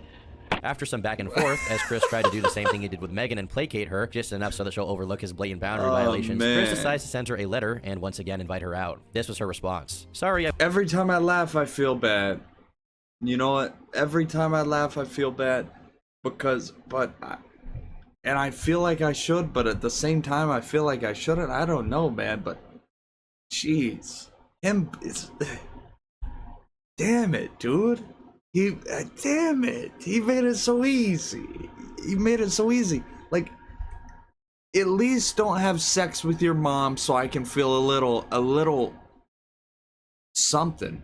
So I can feel something. So I don't have to be heartless when I'm looking at this man who's obviously not okay. Yeah, it just seems, man. Damn. In boundary violations, Chris decides to send her a letter and once again invite her out. This was her response. Sorry, I won't be able to make it. Besides, I wouldn't want to go if you were going to be there. And I'm not going to the thing next week because I don't want to deal with you. By the way, that letter, don't do that again, ever. I wasn't even impressed with your little gift. I threw it away. Not only that, I was pissed when you said that we had been going out for a month and a half. First of all, I never agreed to anything of the sort. Second, I would never date you. You're not my type. Also, if you want me to stay safe, then you would leave me alone. From phone, email, and mail. I don't want to hear from you ever again. Do you hear me? And who cares if you're a fucking acoustic virgin? I'd rather have my best friend's boyfriend take me first because I trust him than you. Besides, I'm asexual, so there's no hope for you, at least from me. Not only that, not even a cheap would want your small dick inside of her. Either way, pretty aggressive as far as put downs go, but given how things went with Megan, it was probably for the best. Because of the compounded negative feelings, Chris quits the internet only to come back in a day and a half to talk about Family Guy. Mind you, during this whole time, little to no work is being done on Sonichu, which drives Vivian, who up until this point was trying her best to be supportive and helpful, into giving up on Chris and Sonichu. On emails, she says, obviously you don't give a shit anymore, so there's no point in managing something you don't care about. You had weeks to update with anything. You're just playing video games and pretending you're actually putting effort into something. You've shown zero intention of actually updating. A week ago you said you might update, but then you do nothing. You told me like 2 days ago you would, and you still haven't done anything. How hard is it to do anything? You probably spend like 5 hours a day just watching TV and playing video games instead of actually doing anything productive. I'm still offering to take Sonichu off your hands. After this, their communication slowly died down and eventually stopped. This person wants to buy Sonichu. They want the licensing altogether. Through the month of June, Chris's drinking once again perked up as he began attending Fridays After 5, a kind of block party festival that takes place in Charlottesville. He's actually been cited multiple times attending it, sometimes dancing, sometimes just posing menacingly in his sports bra with the writings "Want Woman" emblazoned over it, and last but not least, mysteriously walking around with a hula hoop under his arm. An account of a sighting reads, he was wearing a bright orange sleeveless shirt with what looked like a beer logo on the back and holding a Budweiser aluminum bottle, a little minifan made to look like an iPod, and a hula hoop for some reason. Most importantly, he had a sort of basic attraction sign with him, nothing elaborate or directly sexual, but it says something like friendly and flirty man zone or something similar to that, and with more smaller text under that I couldn't make out. He was sitting on the back grass part and left a few minutes before the music was over. I would have loved to catch Chris's attempt at using the hula hoop. I bet it was funny as hell. Following one of his attendances to Fridays After 5, Chris goes to a bar and drinks by his lonesome until the brilliant idea of paying a visit to the game place crosses his mind. He instantly drives there while obviously under the influence and decides to try and take pictures of the manager, Mike, to use as a dartboard. That's the story that Chris told in this video about the incident anyway, because according to Michael, the police, and an unnamed woman, he was taking pictures not of Mike, but of his daughter. Chris alludes to this himself as he admits that the police made him delete the pictures, and if they had just been pictures of Mike, there really wouldn't have been any reason for them to do so. Regardless of whether he went there for Mike or his daughter, Chris certainly went above and beyond the call of duty. After police were called on him for trespassing on private property, Chris tried to make a run for it, and on his way out, he tried to run Mike over twice, as well as the unnamed woman once. Of course, Chris's retelling renders this as Mike and the woman jumping on the hood of his car to make him look bad. When the police showed up, he still tried to drive away, but due to his very limited getaway driver skills, he was stopped by the cops. In their interrogation of him, he immediately breaks into a monologue about how internet trolls ruined his life. It's safe to say it didn't take very long for the cops to figure out that Chris was mentally challenged. They decided against arresting him, settling for having him delete the photos. Speaking of the trolls, Christian decides to one-up them. Instead of having his mediums of communication be hacked by them, he takes the initiative to infiltrate the trolls. At least that's what Chris believed. In actuality, the trolls set up a fake forum and made it look like it was their main hub for planning out the next attacks against Chris. Falling for it hook, line, and sinker, Chris made an account on the forum under the alias of Jinkies Jenkins, followed with a truly bizarre introductory post. My real name is Junior Jenkins. Scooby-Doo was the inspiration behind the Jinkies. Lol. I had a birthday party recently on the 16th of July, so now I'm 15. I couldn't celebrate it with my friends like I would have wanted to because I was hitchhiking my way to Ruckersville from Boston. I'm crashing at a house where I have some relatives there. They're the black sheep of the family, and they're not close within the same house. It is cool because they won't rat me out to my parents and siblings. Wait, he said in the troll page that he was from Ruckersville? But he was pretending to be someone. This is crazy, like, man. I need another. You guys gotta leave these people alone. Damn minute with those assholes who overlook me. And a better part, their house is across the street from Chrissy's house. Sadly though, the blinds to his bedroom are always closed, but I still get some sights of him and the family out of their house. I've arrived at my new home a few days ago on the 20th. I'll be spending my sophomore year, and so on, in Greene County's high school. I promised I'd write my gal back in Boston, but what happens here, she doesn't have to know. I'll have to make some new friends come September, but I'll be cool. I'm a stud. I'll also miss my favorite duo of dudes, Jerry and Dino. They taught me the ropes of high school life. They were both 16. I looked up to them, like I would have for my older sister if she wasn't such a drag. They were a gay couple, and they respected me as a friend only. I made it my final realization I was not gay with the help of Jerry and my girlfriend Lisa. Sweet little whore took me in with gratitude on my 14th birthday. She had a few exes from middle school, and her mom was a bondage queen. What? Before then, I had a gay experience in summer camp when I was 7. My bunkmates were experimenting and made me their mofo unwilling guinea pig. I was blindfolded during the entire thing. I can't read this. I seriously can't read this. The next part is basically like a gay erotica that Chris is describing from summer camp when he was a child, I guess. I guess it didn't actually happen because this is the perspective of his troll who he's like making out to be gay. So with that, I was able to move forward feeling more confident in my orientation. Anyway, after moving here, I've studied the times of exits and entries from the Chandler Chateau, looking for a pattern. There was definitely one with Robert, morning for breakfast at BK, and afternoon outings to I don't know where. Barbara appears to come out mostly either in the afternoon or night, sometimes in the mornings. And Chris has no set pattern as far as I can tell yet, but I'll post new stuff as I learn them. Some with, hopefully embarrassing, photographs of Chris as I learn and take. Smell you later, Junior Jenkins, Jinkies. I'm actually speechless as to this. I know I avoided reading a bunch of it. You can look it up for yourself, but it's basically like summer camp erotica written by Chris. What the fuck is this post? It makes sense for him to make the troll character he's playing kind of gay as a roundabout of attacking, them, but the amount of detail he goes into is beyond disturbing. Did Chris just post like CP erotica? Did any of this happen to him? Is he telling someone else's stories? Did he witness this? I have a lot of questions. I mean, since the forum was a honeypot to begin with, and they knew from the beginning that Jenkins was Chris, how did the trolls feel when reading this? I don't think I want to know the answer to most of these questions, to be honest, but it does leave a lot to the imagination, so to speak. Something Chris did not do. All of his other posts as Jenkins are relatively normal, but that one was more than sufficient to dump buckets of fuel to the already raging fire of rumors that Chris was secretly gay. Around the same time, Alec, the guy behind Asperchew, was running the usual pretend sweetheart program on Chris via emails, and as their conversations drifted into the topic of sex, Chris messaged him this whammy. I've had the question of sexual fantasies posed to me before, and there are a few. One is having sex in a swimming pool to emulate a dream I had of being lost in a water-filled labyrinth where I was intercepted by a woman and we made out and had sex. I am game for anal sex as long as you're my partner, and you wore a strap-on or used a butt plug in me, as long as it is not penis shaped. I would also like oral sex, swing set, pole dancing, me, you, or both at once, three-way with 2 women, roleplay, and others I can't remember. Because good lord, oh man, if someone strapped on me and had something that was a penis on, oh my goodness, I'd be pissed. What? Don't. Oh man, there has to be some form of internet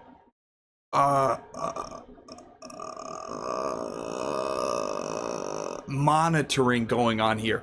The parents of this child should have to monitor what he does on the internet just because of what it is. It's like when you have a child that is like this autistic, they should always be monitored for most things they do. Right now. Feel free to suggest other topics, and I'll let you know if it's cool with me or not. It's not gay as long as it's not penis-shaped, a quote to live by. Also, that it doesn't behoove me to body shame him. The only way Chris pole dances is if the pole is roughly the diameter of a fire hydrant. Another emails to Jackie, he also admits that he'd applied to an escort service, passed out cards, and even put an ad up on escorts.com under the name of Carlos Chanter, but never managed to score one single client. He's not managing to get with girls for free. Why does he think he'd succeed at getting paid for it? According to Chris, his attempt to become an escort wasn't necessarily related to his new forlorn and destitute love quest, but because he's in debt. In more emails, he explains that he has just one credit card and that he owes $720 on it, though he's only paid $50 on it monthly, which means that the interest rate would prevent him from ever being debt-free. Despite Jackie pleading with him to be more frugal, he's unwilling to cancel his Netflix subscription or sell any of his 400 video games. Actually, I have to correct myself here. After repeatedly telling him to sell his video games to pay off his debt, Chris did get rid of them, and by that I mean he exchanged them for store credit at GameStop so he could buy even more games. Truly hopeless. On top of that, every month he buys a $50 PSN card to buy add-ons for Guitar Hero. He also admits that, though he has told his mom and Rocky about the debt, he's kept Bob in the dark about all of this because he didn't want to get yelled at. Meanwhile, the troll set up a reward system for whoever gets their hands on or destroys relics that belong to or came from Chris. One of the larger payouts of $9,000 was for someone to sequester and destroy his PS3 due to how much Chris noticeably loved it. Initially, when Jackie brought this up as a potential way to make money, Chris reacted negatively, saying, I saw their rewards topic. Firstly, let me inform you that considering most of the trolls are immature, underage, demented, twisted, sick, evil, and such, the rewards would obviously be false. If a troll actually comes up with such footage and gives it to someone like Clyde Cash, Clyde would not give out any money. So with that considered, I would never make such a gay video, or PS3 wrecking video, or even $1 billion.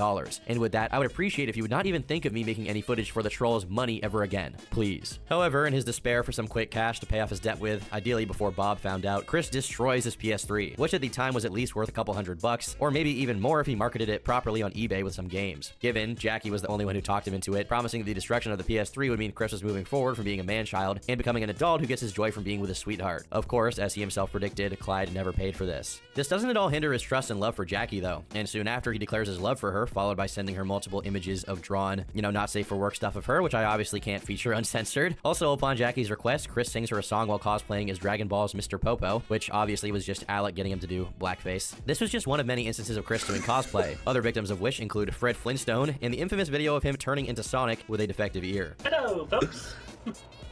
Well, and now for something completely different. Electric hedgehog power. Pew! This should be me in my super mode. If I actually had the superpowers. Other illustrious productions from this period include not one, but 2 different videos of Chris simulating himself giving birth. Oh, shit. My goodness, look at this. I had sex with my girlfriend, and it backfired on me. Can't believe this. Her egg went inside my... and now it's been in me for like 9 months. Ugh.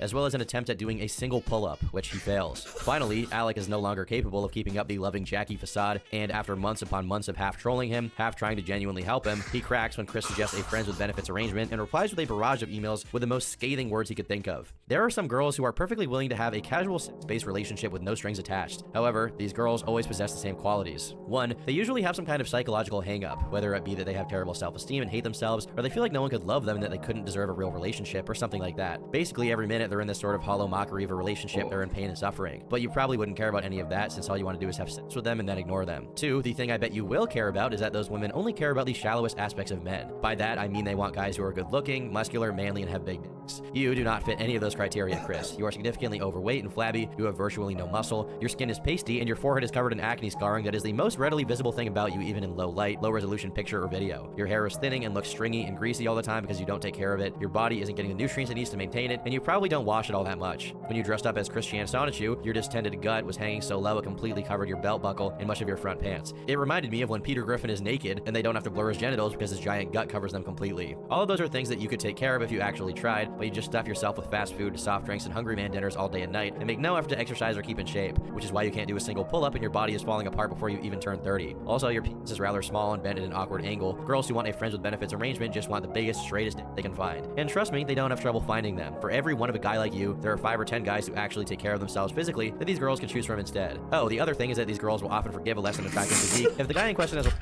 Did he write this? He wrote this? Man. a lot of money to spend on them, but having never tried to pursue an actual career or earn money with your comics, which you have claimed many times you always wanted to do, means you have no money either. And all our time communicating with each other, you show that you're incredibly petty and vindictive. You show that you care nothing for other people's property or livelihood, as evidenced by the ridiculous grudge you still possessed against Michael Snyder. You went into the store he was in charge of running, you hogged his TV to play your games, even though he never owed you that, and then when he tried to assert his dominance over the business he runs, you scrawled vile graffiti slandering him in his own store, and you refused to play by the rules, and that forced him to ban you. And years go by, and you still hold this childish grudge, to the point of repeatedly trespassing on the store's property and taking pictures of his children in a threatening manner. You are hateful and judgmental towards entire groups of this wasn't him typing. people you know nothing about. You hate gays for absolutely no reason. You're afraid of black people. You think calling someone a Jew is an insult, and yet you still get super self-righteous and act all offended whenever you think someone That's why.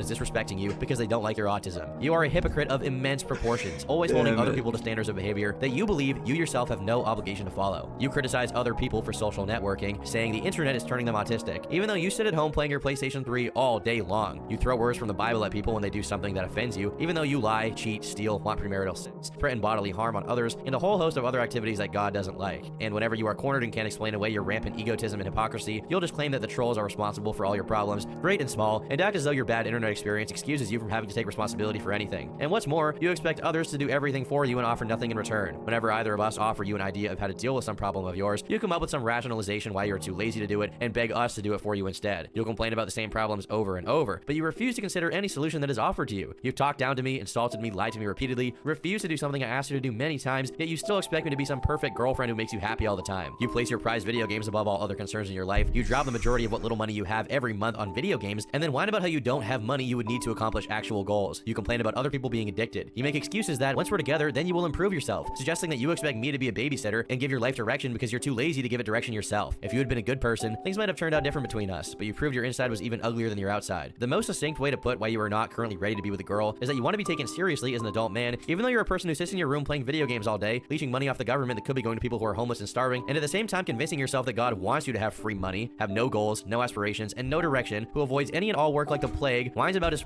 Holy shit.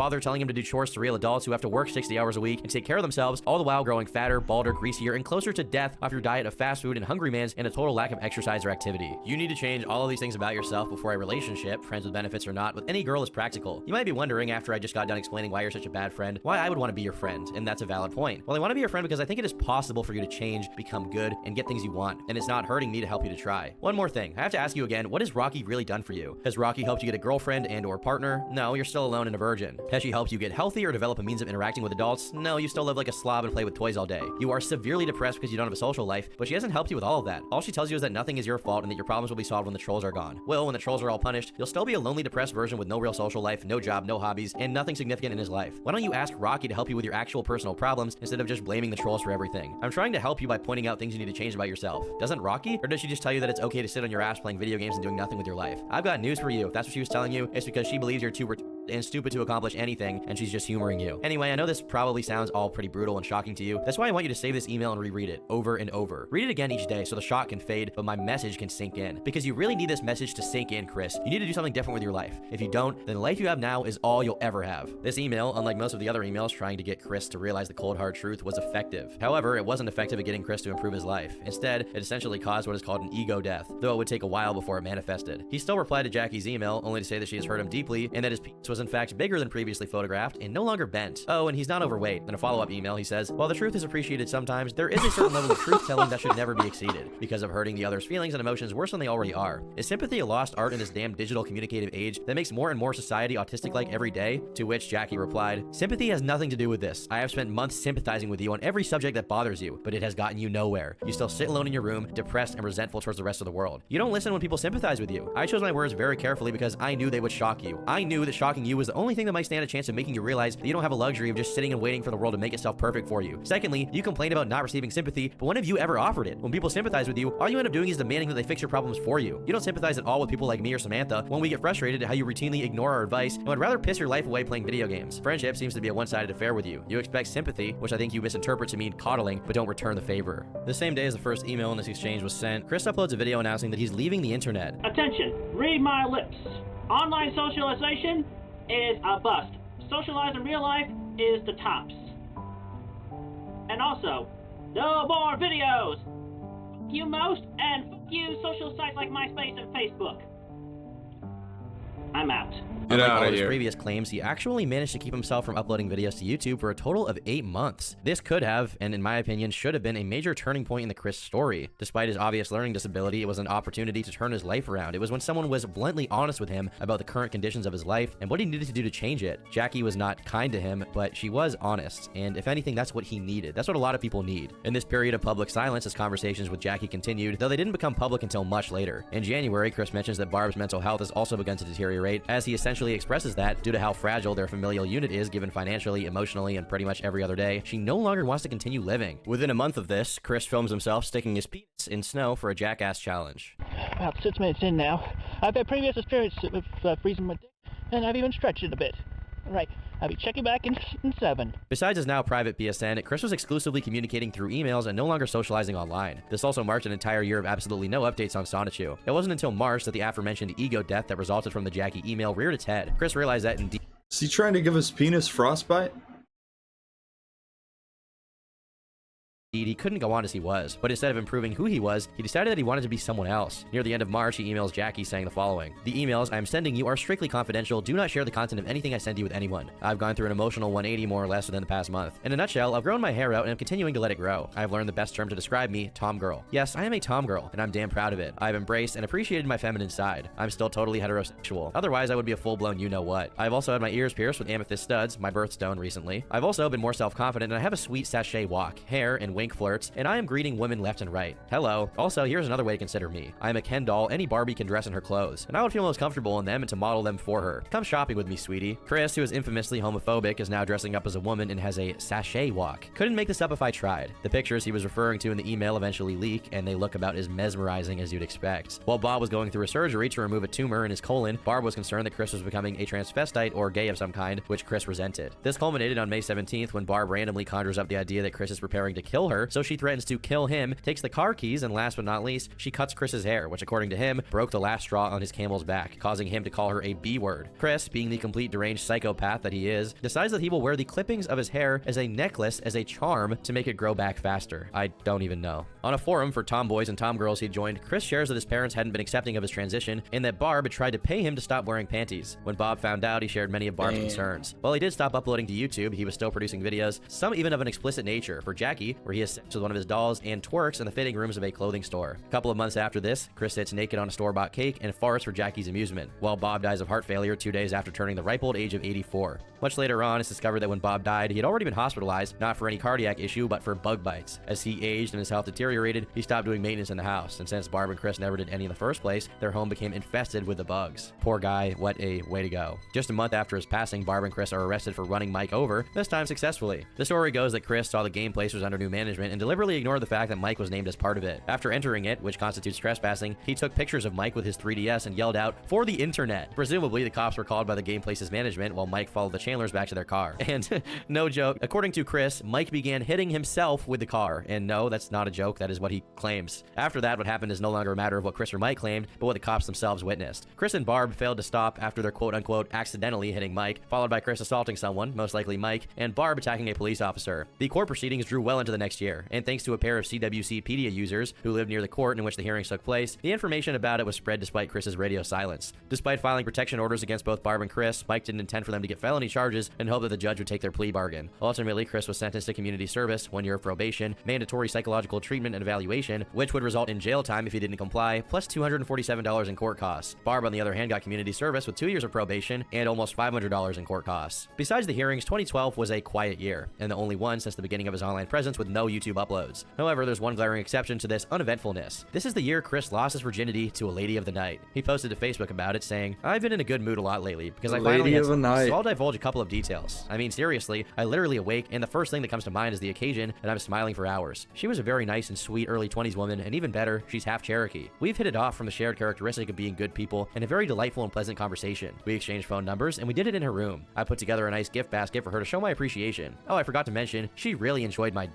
It was so big and good that it put the last dude she was with to shame. Her words. While initially pretending this was some kind of romantic rendezvous, eventually, over private emails, he would admit to having done it with an escort. Do yourself a really big favor. Go on Craigslist for your area, find yourself a to play with, dump your virginity. For me, it was the best thing I was ever able to do for myself, twice. Now I don't feel as bad because I won't be dying an untouched virgin, and I have not obsessed about sex so much since then. Plus, she was a nice woman, the one who did it. Caring mother of 2, half Cherokee, she was really good. Much later on, he retold the war story of how exactly their interaction went down, which I won't read out for the sake of your sanity and my own, but it's not that hard to find. One thing that's worth mentioning is that he goes out of his way to say that he gave her the same strong-handed massage he gives to his mother, which is both deeply disturbing and incredibly foreboding, like many things are with Chris. Most of 2013 has little to no significant activity from Chris besides him wasting his time on Facebook and Twitter. A few more videos of Chris's house leak, and he opens up a group on Facebook called Brasseries for Males to see if he can find other men who share his interest in wearing bras as a totally straight heterosexual tomgirl. You can imagine how successful this endeavor was. In February, he made a new video but didn't upload it to YouTube, and we only have it now because it eventually leaked due to the diligent work of trolls. In it, he calls out his half-brother, Cole, for not inviting Chris and Barb to his wedding, and scolds him for not giving her attention as if it was his job, as if he hadn't extensively explained to him over emails why he moved away from the Chandler clan. Another sign that Chris was completely divorcing himself from reality was that around this time, he left his church, which had for a long time been one of the few positive influences on his life. Explaining the decision, he said, "I, Christian Weston Chandler, will not be attending church for a long time. The pastor banned me from the church for a month. He has banned me from speaking my piece during the sharing of joys and concerns, and from that, I have felt unnecessarily silenced. I also feel my meetings with Rocky no longer have much effect on me or my life. life. My life continues to be at a disappointing standstill of sadness, loneliness, and a great stress. Only the people way older than me ever do so much as greet me, and I have very little to share in common with any of them. Nobody even close to my age or even in their 20s gives me much to do, or include me in their conversations. Aside from that, I am hated by a number of people for reasons beyond my full understanding, because I always try to be a good and nice person for a long time, and in public I'm constantly overlooked, ignored, or ostracized by everybody. Even speaking out gets me absolutely no attention. I continue to be paranoid of most everyone because of them likely being among the internet trolls that still continue to haunt and taunt me. I am still long desperate for a woman to be my sweetheart. I am tired of being single, dang it. I continue to serve my family the best I can, and I continue to feel sad, depressed, and lonely. My heart feels numb, and I'm forced to keep a great emotional distance from everybody outside my house and home. I am an autistic, mental, and emotional mess, and there's very little I can do to help myself beyond my knowledge. And God sees fit for some hate-filled reason to continue to curse me as a jinx. And so the church is not helping me much in my life, mentally or emotionally at all. So I will not be coming back for a long time. Along with his distance from the church came his hatred for Megan after years of barely mentioning her at all. In a Facebook post, he called her an ungrateful B-word, essentially saying that she owed him $6 for the stuff he chose to buy her voluntarily from eBay. He also says that the version of her he put in the Sonichu comics, Megagi La Skunk, no longer trusts her, whatever that's supposed to mean. To top it all off, he accuses her and the army of trolls he's now convinced was being ordered by her of being responsible for his dad's death. Certainly, the fact Bob ate at Burger King for decades, or his multiple bypass surgeries, or the fact he was 84 had nothing to do with his passing, and it was all Megan's fault. Finally, he comes back to YouTube, but only to post a Lego recreation of his high school, which is a little too close for comfort to a doom wad of his school, if you get what I'm saying. For the longest time, Chris, much like his parents, was a pathological hoarder and only bought more and more paraphernalia he just kept around and never got rid of. It's the man-child classic. However, it's at this time that we see him putting up certain things for sale, which is quite unusual. The first item, comically enough, was a package of all his used porn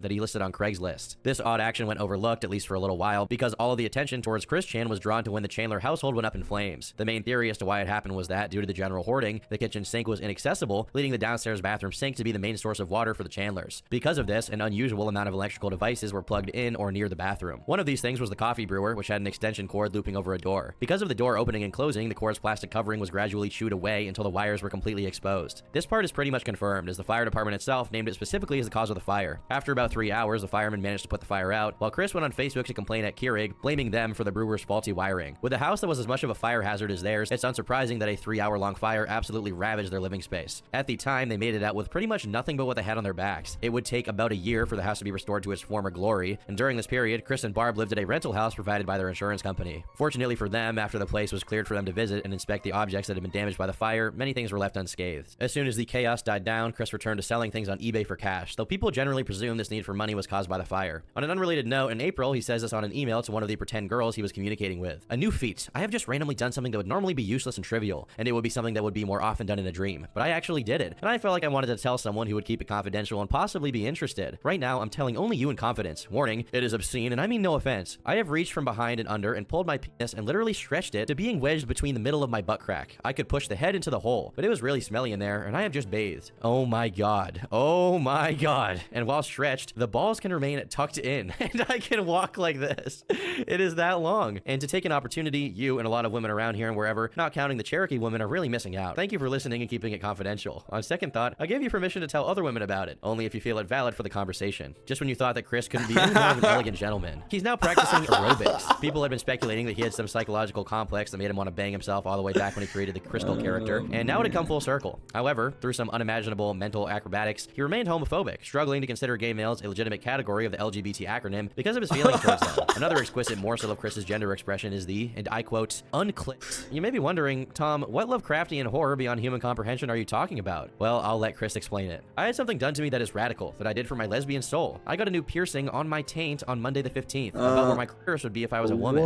It is a short, steel straight piece with steel spheres, of which I rendered to them as my unclipped. I am tending to its cleaning personally in daily baths or showers, as well as cleaning the area with rubbing alcohol twice a day. I, Christian Weston Chandler, with no other outside opinions from anyone, have long been thinking about getting a piercing on my taint with a steel sphere from where my clitoris would be if I was born female. In my soul identity as a female, and a lesbian as a fair substitute for that, and to stimulate the woman's clitoris via scissoring. Years ago, after watching the lesbian couple tribbing each other in the softcore porn movie The Key to Sex, and to make sure everyone understands me once and for all, lesbian soul trapped in a male body. Or to put it another way, I am a lesbian transgender. I am seriously into women. Males offend me, even my own totally grosses me out. I'm glad that I tuck it underneath my taint so I don't have to look down at the ugly bulge. I have come out as the lesbian transgender that I've always been and ever will. And for every one of you sods who continue to mislabel me as a homosexual male or hint towards anything of that even in distasteful jest, you can all kiss my vagina of my soul. You might have noticed that I deliberately expunged the parts of his little missive that go into the ins and outs of bonobo clitorises, but I wouldn't punish my worst enemy with that information, so consider yourself lucky. Also, I'm real iffy on how accurate his locating of the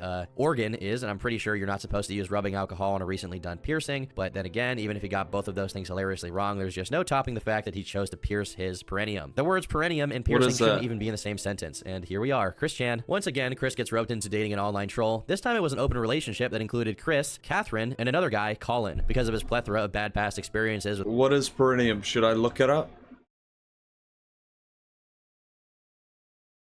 Purely online dating, there was a lot more riding on going on an actual real-life date, and eventually it did take place. Catherine's retelling of how it went down follows. Chris wanted to spend an entire day together, go bra shopping at Target with him, wanted me to spend the night and watch movies with him, even asked me what I like for breakfast so he could buy it. It would have been kind of nice behavior if it weren't the first time he was going to meet this woman. I told him a few times that I wasn't going to spend the night with him, but he persisted in believing I would. He was 2 booths down, I bit the bullet and went over. He wanted me to use some stupid pickup line. What's a pretty girl like you doing in a place like this? But I just asked if he was Christian. He all but leaped up and squawked, "Catherine, you're here!" Then he side-hugged me before I could employ evasive tactics, and I led him to our table. The look on the waitress's face was priceless. She may need some serious therapy after this. Chris was wearing a red t-shirt and gray undershirt, his kilt, really some old lady style plaid skirt to the calf, with turquoise tights and grotty sneakers. I hoped he would wear high heels since he said he likes wearing them. His hair looked like straw, probably from the bleach he used to use, and he had a silver hairband and green earrings. He had on blue eyeshadow and purple eyeliner and red lipstick that appeared to have been applied by someone with advanced Parkinson's. He smelled very strongly, and what we later found out was that Britney Spears perfume. He seemed genuinely amazed I was even there. He kept trying to hold my hand, so I negotiated lunch like a T-Rex with stumpy little arms. Then he tried footsie under the table, and he stared at my tits a lot. In retrospect, I should have called him out on it. Barb's family apparently also think Barb is a useless drunken whore too. A few days after the meeting, Chris told me that when Barb was young, she aggressively went after her sister's husband or fiance. When he offered to show us his house, we took him up on it. We followed him even though Al knew where we were going. Chris seriously drives like my demented old grandma who doesn't have a license anymore because she kept going the wrong way up one-way streets. The place is bad. Much smaller than I thought it would be too. It's overgrown and there's broken glass everywhere. Everywhere you look there's stuff, all garbage. Bob's old workshop is full of rubbish. His greenhouse is doing slightly better but not much. There's an early 90s Cadillac in the yard covered in plant growth that hasn't been moved since the fire. They want to sell it and expect $2,000 to $5,000 for it. We go to the rental. It is literally stacked to the ceiling with stuff in places, no exaggeration. Chris occupies both upstairs rooms. One is full of Lego, including melted, warped, fire damaged Lego, a lot of it, and the other has the same grotty bedding from the old house. The Chandler's pets pee and poop in the house on newspaper because they're too lazy to take them for walks. The dogs are untrained, hate strangers, and are at least 20 pounds overweight. Their bellies all but drag on the floor. One nearly bit me when I offered to let it smell me. When we made our escape, Chris said, "You asked what a girl like me was doing in a place like this?" Which I didn't. "Well, I'm waiting for the sweetest, most honest woman in my life," and put his arm around me to kiss me, so I sneezed again to get him to back off. I waved at him when we got in the car, and he still thinks I blew him a kiss. It's been over a decade now, and Chris is still as absurdly inept at respecting people's boundaries. It's good to know some things don't change. Or maybe bad. Probably bad. After this, Chris goes to a gay club looking like a creature out of Goosebumps, and then he attempts to donate sperm, but gets rejected. Truly, nobody wants that comeuppance. Another unexplainable surge of aggression would flare up in protest of Sonic's arms and the Sonic Boom game being blue instead of classic beige color. No, it's not a joke. That actually pissed him off and led him to create entire groups to protest the change. His obsession with stopping the game from being sold around him got so bad that, after he had already been banned from every game store in the area due to his protests, he decided that on the day after Christmas, he'd once more go into GameStop and vandalize Sonic Boom copies. A Tumblr user who happened to be present and know of Chris Chan eventually made a post detailing the occurrence. I was in GameStop looking at the 3DS rack when I heard a racket from my left. I looked up and saw Chris surrounded by 3 to 4 employees in a corner. I recognized Chris's voice before their appearance. A woman was telling Chris that they'd been banned from the store and needed to leave, to which Chris responded with something like, "Oh, come on. Can't we let bygones be bygones?" The employees ignored him and continued to tell him to leave and threatened to call security. Eventually, they dispersed to do so, which is about when I began filming. A woman buying a game at the counter asked the employee she had been interacting with what had just happened, and the employee replied that Chris was some guy that came in from time to time to mess with the Sonic Boom games because he was upset that Sonic's arms had changed color, or something to that effect. Sadly, I did not check to see what happened to the Sonic Boom, and only stayed for another 5 minutes or so before leaving. In the brief but very telling video that we have of the occurrence, we can see Chris in what can only be described as an incomprehensible getup, imperatively telling people not to call anyone, presumably because of his terrible fear of being pinned down and handcuffed. As he speed walks out of the GameStop, it's visible that he sprayed something on one of the employees' faces. Later on, it was revealed that he had maced this man for simply standing in his way. Unbeknownst to the bystanders, Chris was at the mall with his mother, but he got in such a state of nerves that in his hurry to leave, he left his elderly mother alone at the food court and drove away. We know this because when the police arrived, she was interviewed, and soon after Chris was located, he was arrested and charged with, and I quote, dangerous gas unlawful release, which is quite fitting. A few days after the arrest, Chris was released on a $2,500 bail, and in October, October of the next year, almost a whole 10 months after the macing, Chris managed to plead his Class 6 felony down to a misdemeanor level assault and battery, and was served with 180 days of probation and a $541 fine. This is a relatively light sentence if you consider the fact that, while he was attending the court hearings during the time it took for the case to close, he never showed remorse for his actions. In a Facebook post he made immediately after being released, he said, "To preface what has happened recently, I simply remind everyone that Sonic the Hedgehog's arms are not freaking blue. If hashtag Sega had never changed them or reversed the change between February and November of this year in the new Sonic Boom video games and cartoon series on Cartoon Network, as well as the toys and whatever else, I would never have had to protest and rebel the way I have. I peeked into the GameStop and I spotted a new Skylander figure, Blastermind. I was set to buy it and I was going to consider checking out of their Wii U pre-owned software selection in their 3-for-2 deal. Innocent, I was not looking for trouble. But then this male loomed out in front of me, frightened the crap out of me, and he said in the booming voice that only scared me worse, "You are banned from here, you need to leave now." But still determined to continue my shopping, I veered into the Wii U direction, when his female accomplice startled me and boomed in as well. Still feeling frightened and mentally overloaded, I made a grab for my pepper spray to use in defense. I offered a few peaceful solutions, but she ended up sending him to go get security. So I shouted, "Fine, I'm leaving," and I dropped the figure. And on my way out, I told the male to not get anyone, and we both stopped near simultaneous. I still felt my own worse for wear with the fear, startle, paranoia, and I did not want him following me and causing more trouble upon me. And then in my defense and not to make my escape, I spritzed a minuscule amount of pepper spray downward, not in his face, and then I left. I did not learn until much later that the spritz had done a lot worse than I had imagined it would, as well as learning that they were the so-called manager and ass manager of that particular store. I had no idea of the contents of the pepper spray or that it was illegal for use in certain situations in the state of Virginia at all. And I had tried the stuff on myself days before in the upstairs bathroom. A 2-second spray onto my left wrist, some of it got into the bathtub wall as well, like sampling a perfume or deodorant. It took me out damn well. I had to open the windows, turn on the bathroom fan, and aim the box fan in the bathroom to air the place out, and I wiped the wall off as well. And of course I washed my hands. It took 15 to 30 minutes to make it bearable in there again. In the end, I was the victim. I did not cause the original provoking. The assistant manager made the first attack onto me and provoked my defensive response. I was minding my own business, not looking for trouble. And then he startled me, similar to a potential rapist in a dark alley in a big city. Any of you would have done the same as I have, in defense and escape. And we can sue Sega for changing Sonic's arm color and ultimately this male getting pepper sprayed. Think about it seriously. If this wasn't bad enough, just a few days after the GameStop debacle, he was up in Walmart causing a ruckus and threatening to pepper spray the employees when they told him he was trespassing. Over his correspondence with a Kiwi Farms user about the incident, he referred to himself as Badass, while explaining that he didn't know for sure the people at Walmart with Walmart name tags were Walmart employees. The cherry on top is that he considers anyone using a threatening tone with him is a self-defense situation that warrants the pepper spray. It was now 2015. In his downtime, Chris worked on Sonichu for the first time in 5 years and posted to YouTube apologizing for his past homophobia. This apparent change in his demeanor didn't last very long, as soon after, he tries to guilt-trip distant family members into contacting Barb, invites people to his lesbian sleepover, presumably so that he can sexually harass them, as he's known to do. His work on Sonichu wasn't exactly selfless, as the comic was only reviewed when one of Chris's donation tiers on Etsy, which promised a 100-page issue of Sonichu for $1,000, was met by some madman with a lot of surplus cash. The donation was to no avail though, as Chris defrauded him by neglecting to work on Sonichu, making only 16 pages out of the promised 100. Chris's videos take a serious turn for the worse at this point, as he shows frozen scene samples and posts a lesbian sex audition, in which he makes suggestive motions in order to impress a lesbian couple he supposedly was corresponding with at the time. Eventually, the reason Chris had been monetizing his creations more and more is revealed in a video called Please Donate, where he explains Barb has been sued for a debt of almost $5,000 that they need to pay off, and in order to do that, they need people to donate. Mind you, he says this while he's surrounded by a gaggle of expensive toys he's unwilling to sell. Later on, the money donated begins also being dedicated to Barb's dental work, which apparently is necessary because she has a lot of cavities and asthma meds. However, keeping in tune with his previously shrewd financial moves, Chris completely wastes the money by buying things like a PS4, Transformers toys, which he later destroyed when Trump won the 2016 election, and a plethora of other useless garbage. Meanwhile, he attacks Cole for not giving them more money and claims they're so poor that they can no longer afford soup. To make matters worse, Barb gets hit with more debt lawsuits, and so does Chris, eventually totaling over $30,000 worth of debt between the two of them. With all of this mounting, they begin struggles to pay their mortgage of $115,000. And to solve this, Chris asks for $250,000 on Patreon. When people begin telling him to get a job, he angrily responds that he already has a full-time job, which is taking care of Barb, and can't apply for any other job because of the trolls. He also implies a job would keep him from drawing and writing for his books, but at that point, new Sonichu comics are extremely hit or miss and a far cry from what they once were. Over at eBay, he manages to sell a Sonic totem for $1,500, but preemptively spends the money and then fails to ship the totem, which means now he not only owes $1,500 worth of garbage he bought on credit cards, but he also has a negative $1,500 balance on his PayPal. In a particularly pithy moment, Chris posts a video of Barb begging for money with a gold and pearl necklace on, items that he bought her with the donation money instead of getting food or paying off some of their debt. While the Financial crisis was going down, another arc reared its hideous head, the Idea Guy saga. I will abridge this as much as possible because it's so comically insane, it's not worth getting into all the details about. Basically, a troll called Joshua Wise emailed Chris pretending to be a character from the anime Hyperdimension Neptunia, asking about Chris's Dreamcast and saying it held a portal to Quickville, the the land where Sonichu lives. What became immediately clear was that it was extremely easy to get Chris to believe things when you dangled the possibility of leaving the real world and escaping into the Sonichu universe. It was like pushing a button that instantly detached Chris from reality altogether. In fact, his abandonment of real life was so total that it would even override his sensibilities. Through the Neptunia trolling, Chris was talked into drawing an image of himself anally impregnating Sonichu, which is a sentence I never expected myself to say. The result of this was that now Chris believes Sonichu and a bunch of other fictional characters and their respective universes were alternate realities that he could access. After tricking Chris into unknowingly spreading Wignat jokes, the troll posting to Kiwi Farm said, Chris doesn't actually know about the Nazi jokes he just told. What really happened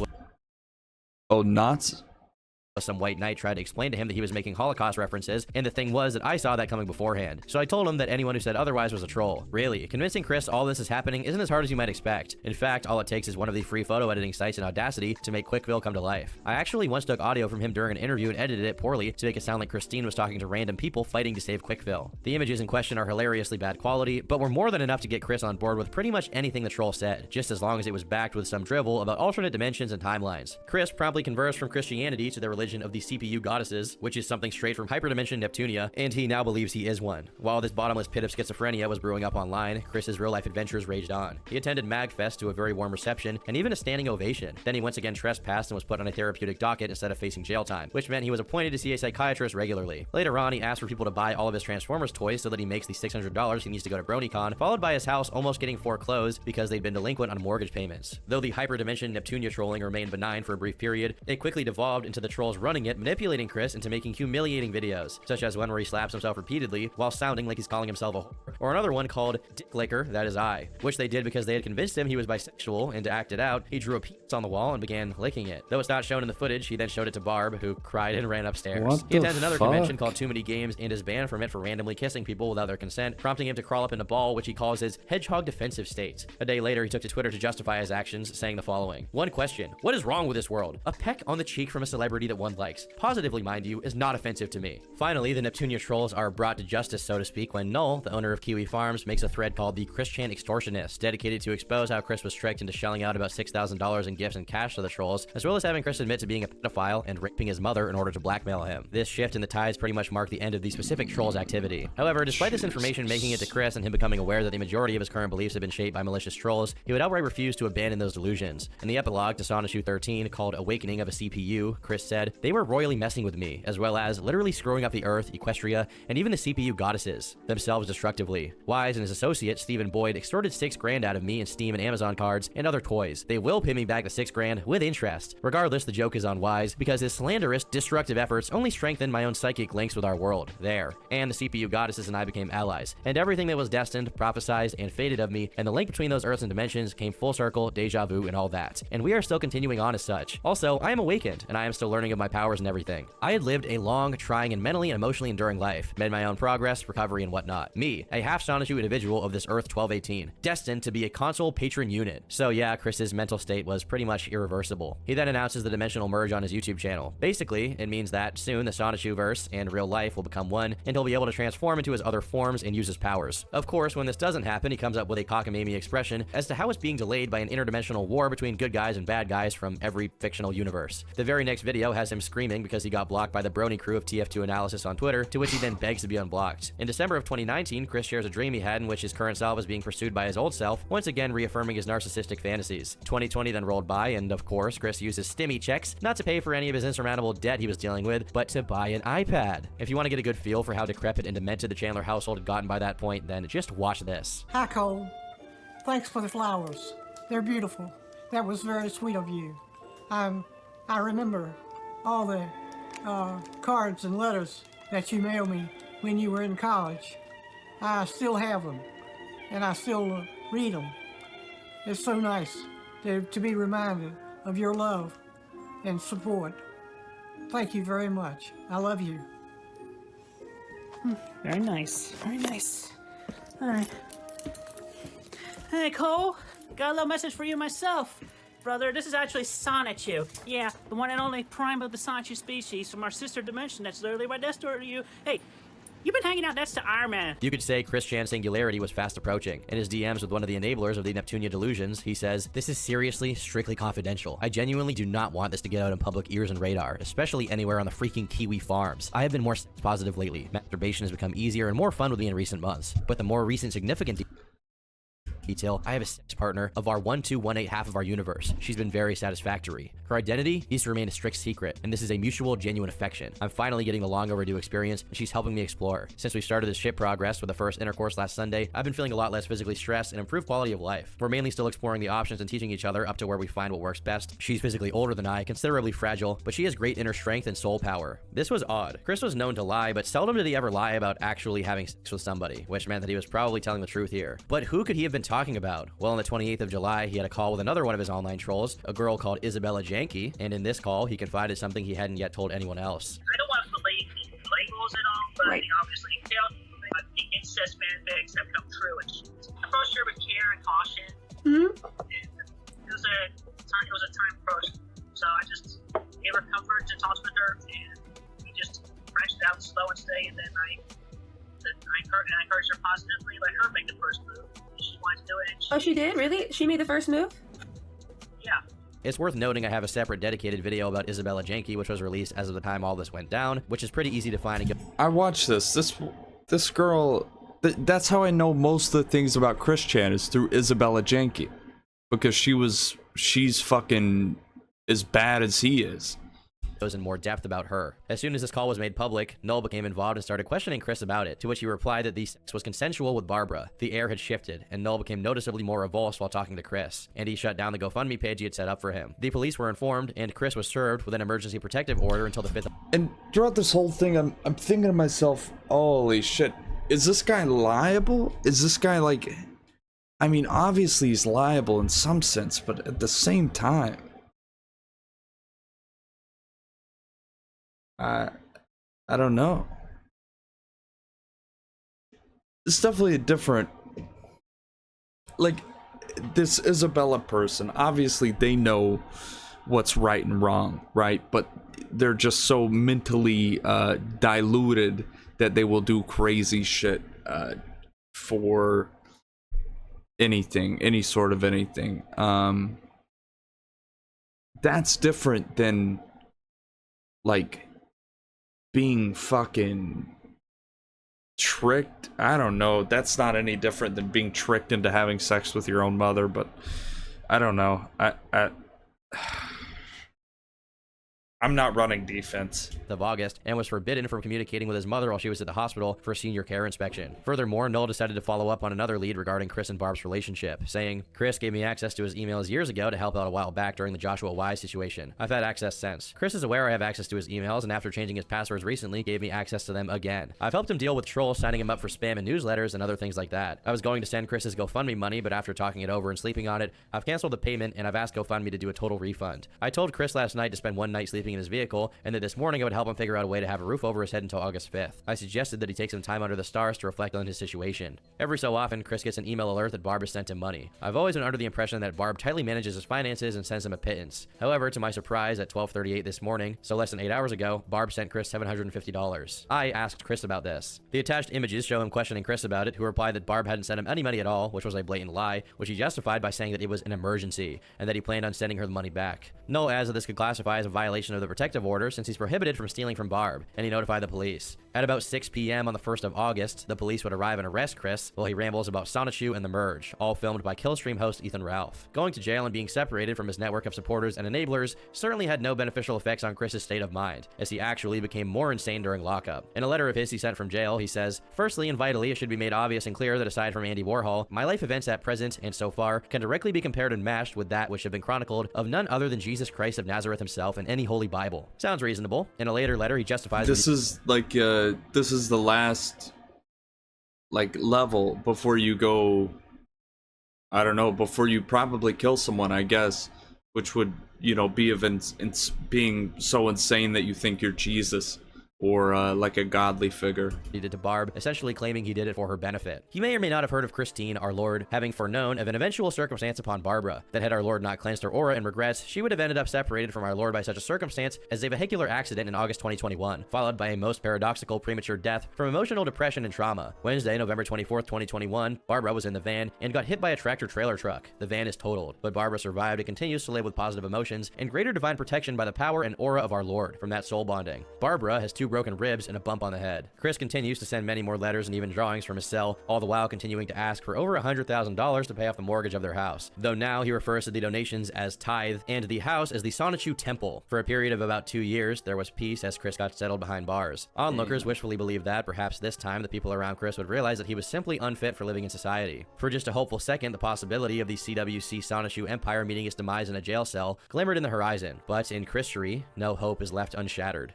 I've been Turkey Tom, thanks for watching, and until next time, probably go outside after watching this video because this one was way too long. Dude, leave me alone. I'm gonna take a sleep.